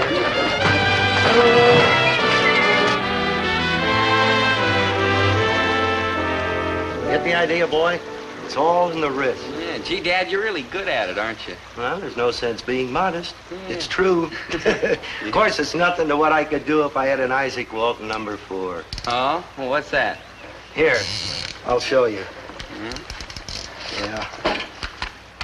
There it is. Isn't she a beauty? Oh, yeah. Oh, this catalog's just full of wonderful equipment. But if you haven't got the equipment, you try to make up for it and know how. How do you mean? Imagination. Put yourself in place of the fish. Now, if I were a trout, what would I want? Where would I be likely to be? Oh, pretty clever. Well, if I can use that kind of imagination on a poor fish, why can't I do the same thing for my son? Well, Dad, there's sort of a difference. Not when it comes to imagination. I should say, what does Dobie want? Where is he likely to be? Well, that's easy. I want a girl that's dreamy, and I'm likely to be in the principal's office. Well, that's because you're a normal, fun-loving American boy. Now, I should say, if I expect a trout to act like a trout, why shouldn't I expect my boy to act like a boy? Why should he be a goody two-shoes? Oh, you really mean, Dad? No, give him a lot of line. Don't horse him. Let him run until... Until he gets away? Believe me, boy, this could have never happened if I had an Isaac Walton number 4. Sure, Dad. Sure.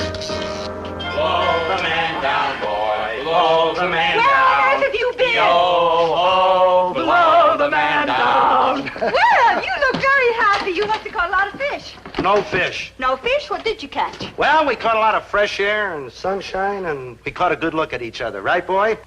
Right, Dad. And we liked what we caught. Right, son? Right, Dad. I'm so proud of both my men. We would have caught fish, lots of them, if Dad had had an Isaac Walton number 4. Oh, never mind about that. Hey, here's an idea. How about going out and bowling a few lines, huh? Oh, yeah, good. I'll go get my bowling shoes and my thick socks. No, I'll get them for you. You stay here and have a cold drink. Oh, I'll get the shoes for you, dear. Save yourself. He'd never be able to find them. Hey, boy, wait till you see how I put that famous Gillis twist on a bowling ball. Tennis, fishing, and now bowling. Boy, Dad's quite a guy. What are you doing? Oh, great.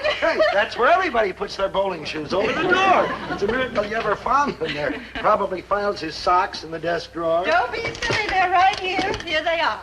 Hey, Winnie, you know what this is? No, what? This is a carbon copy of Dobie's essay. Hey, let's get it framed and hang it on the bedroom wall, huh? We could have it made into wallpaper. Oh, don't knock it now. This isn't a joking matter. This is a fine, beautiful thing, this essay. I could just read it over and over. My Dog, by Dobie Gillis. My dog is just about the greatest pal a red-blooded American boy could ask for. He's faithful and loyal and... My dog? Dobie, I decided to give you one more chance. You have? Fabian's opening tonight at the prom ballroom, and everybody who's anybody's going to be there. They'll simply perish with envy when they see this new dress, so I have decided to open my heart and forgive you all your negligence. Mason, I'd love to take you to Fabian's opening, but... But you spent the money. I knew it. No, here's the money, all right. Oh, but? But I can't spend it on you, Mason. Well, who are you going to spend it on? Some big, awkward Yankee girl, I'll wager. It may sound kind of funny, but I'm spending it on my dad. On your dad? Yeah. Well, Dobie Gillis, what's happened to you? Well, it's hard to tell you, but something came over me. Dobie, I think that old essay of yours has gone to your head. Well, I think it's even convinced you. It has. But everybody in the whole class knows it was really about a dog. That's the crazy thing about it, Mason. It used to be about a dog. I know that. When my dad thought it was about him, I somehow began to think so, too. And you know, in a funny way, it is. And then because we both believed it, well, we were different with each other. We found out a lot. For one thing, I found out about forehands and dry flies, and I tell you, Mason, my dad simply got to have an Isaac Walton #4 reel for $25, and I'm going to give it to him. What's this silly old Isaac Walton reel you're talking about? Look, here it is, right in the catalog where my father marked it. I'm not quite sure what it is myself, but if he wants it, he's going to have it. And Mason, I'm ape for you, but I can't go out with you tonight. I'm going bowling with my father, and I'm spending the $25 on him, and that's final. Well, it certainly is final. You, sir, are not fit to touch the hem of a daughter of the Old South, and I'll thank you, sir, never to intrude your cotton-picking presence upon these eyes again. Farewell, Mason, might have been. You carpetbagger.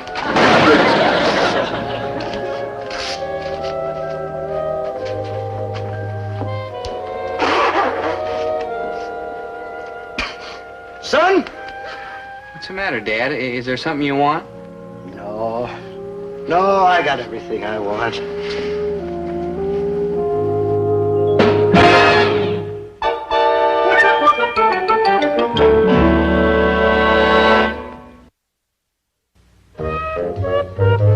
You know something good, buddy?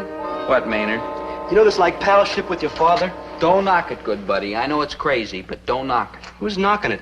This morning I said to my father, Daddy-o, I said, how about you and me going fishing, or playing a little tennis, or going bowling or like that? Well, he looked at me, and I looked at him. And you know what happened, Dobe? What happened, Maynard? He ran away. He ran away? Yeah. I hope we hear from him soon. The rent is due.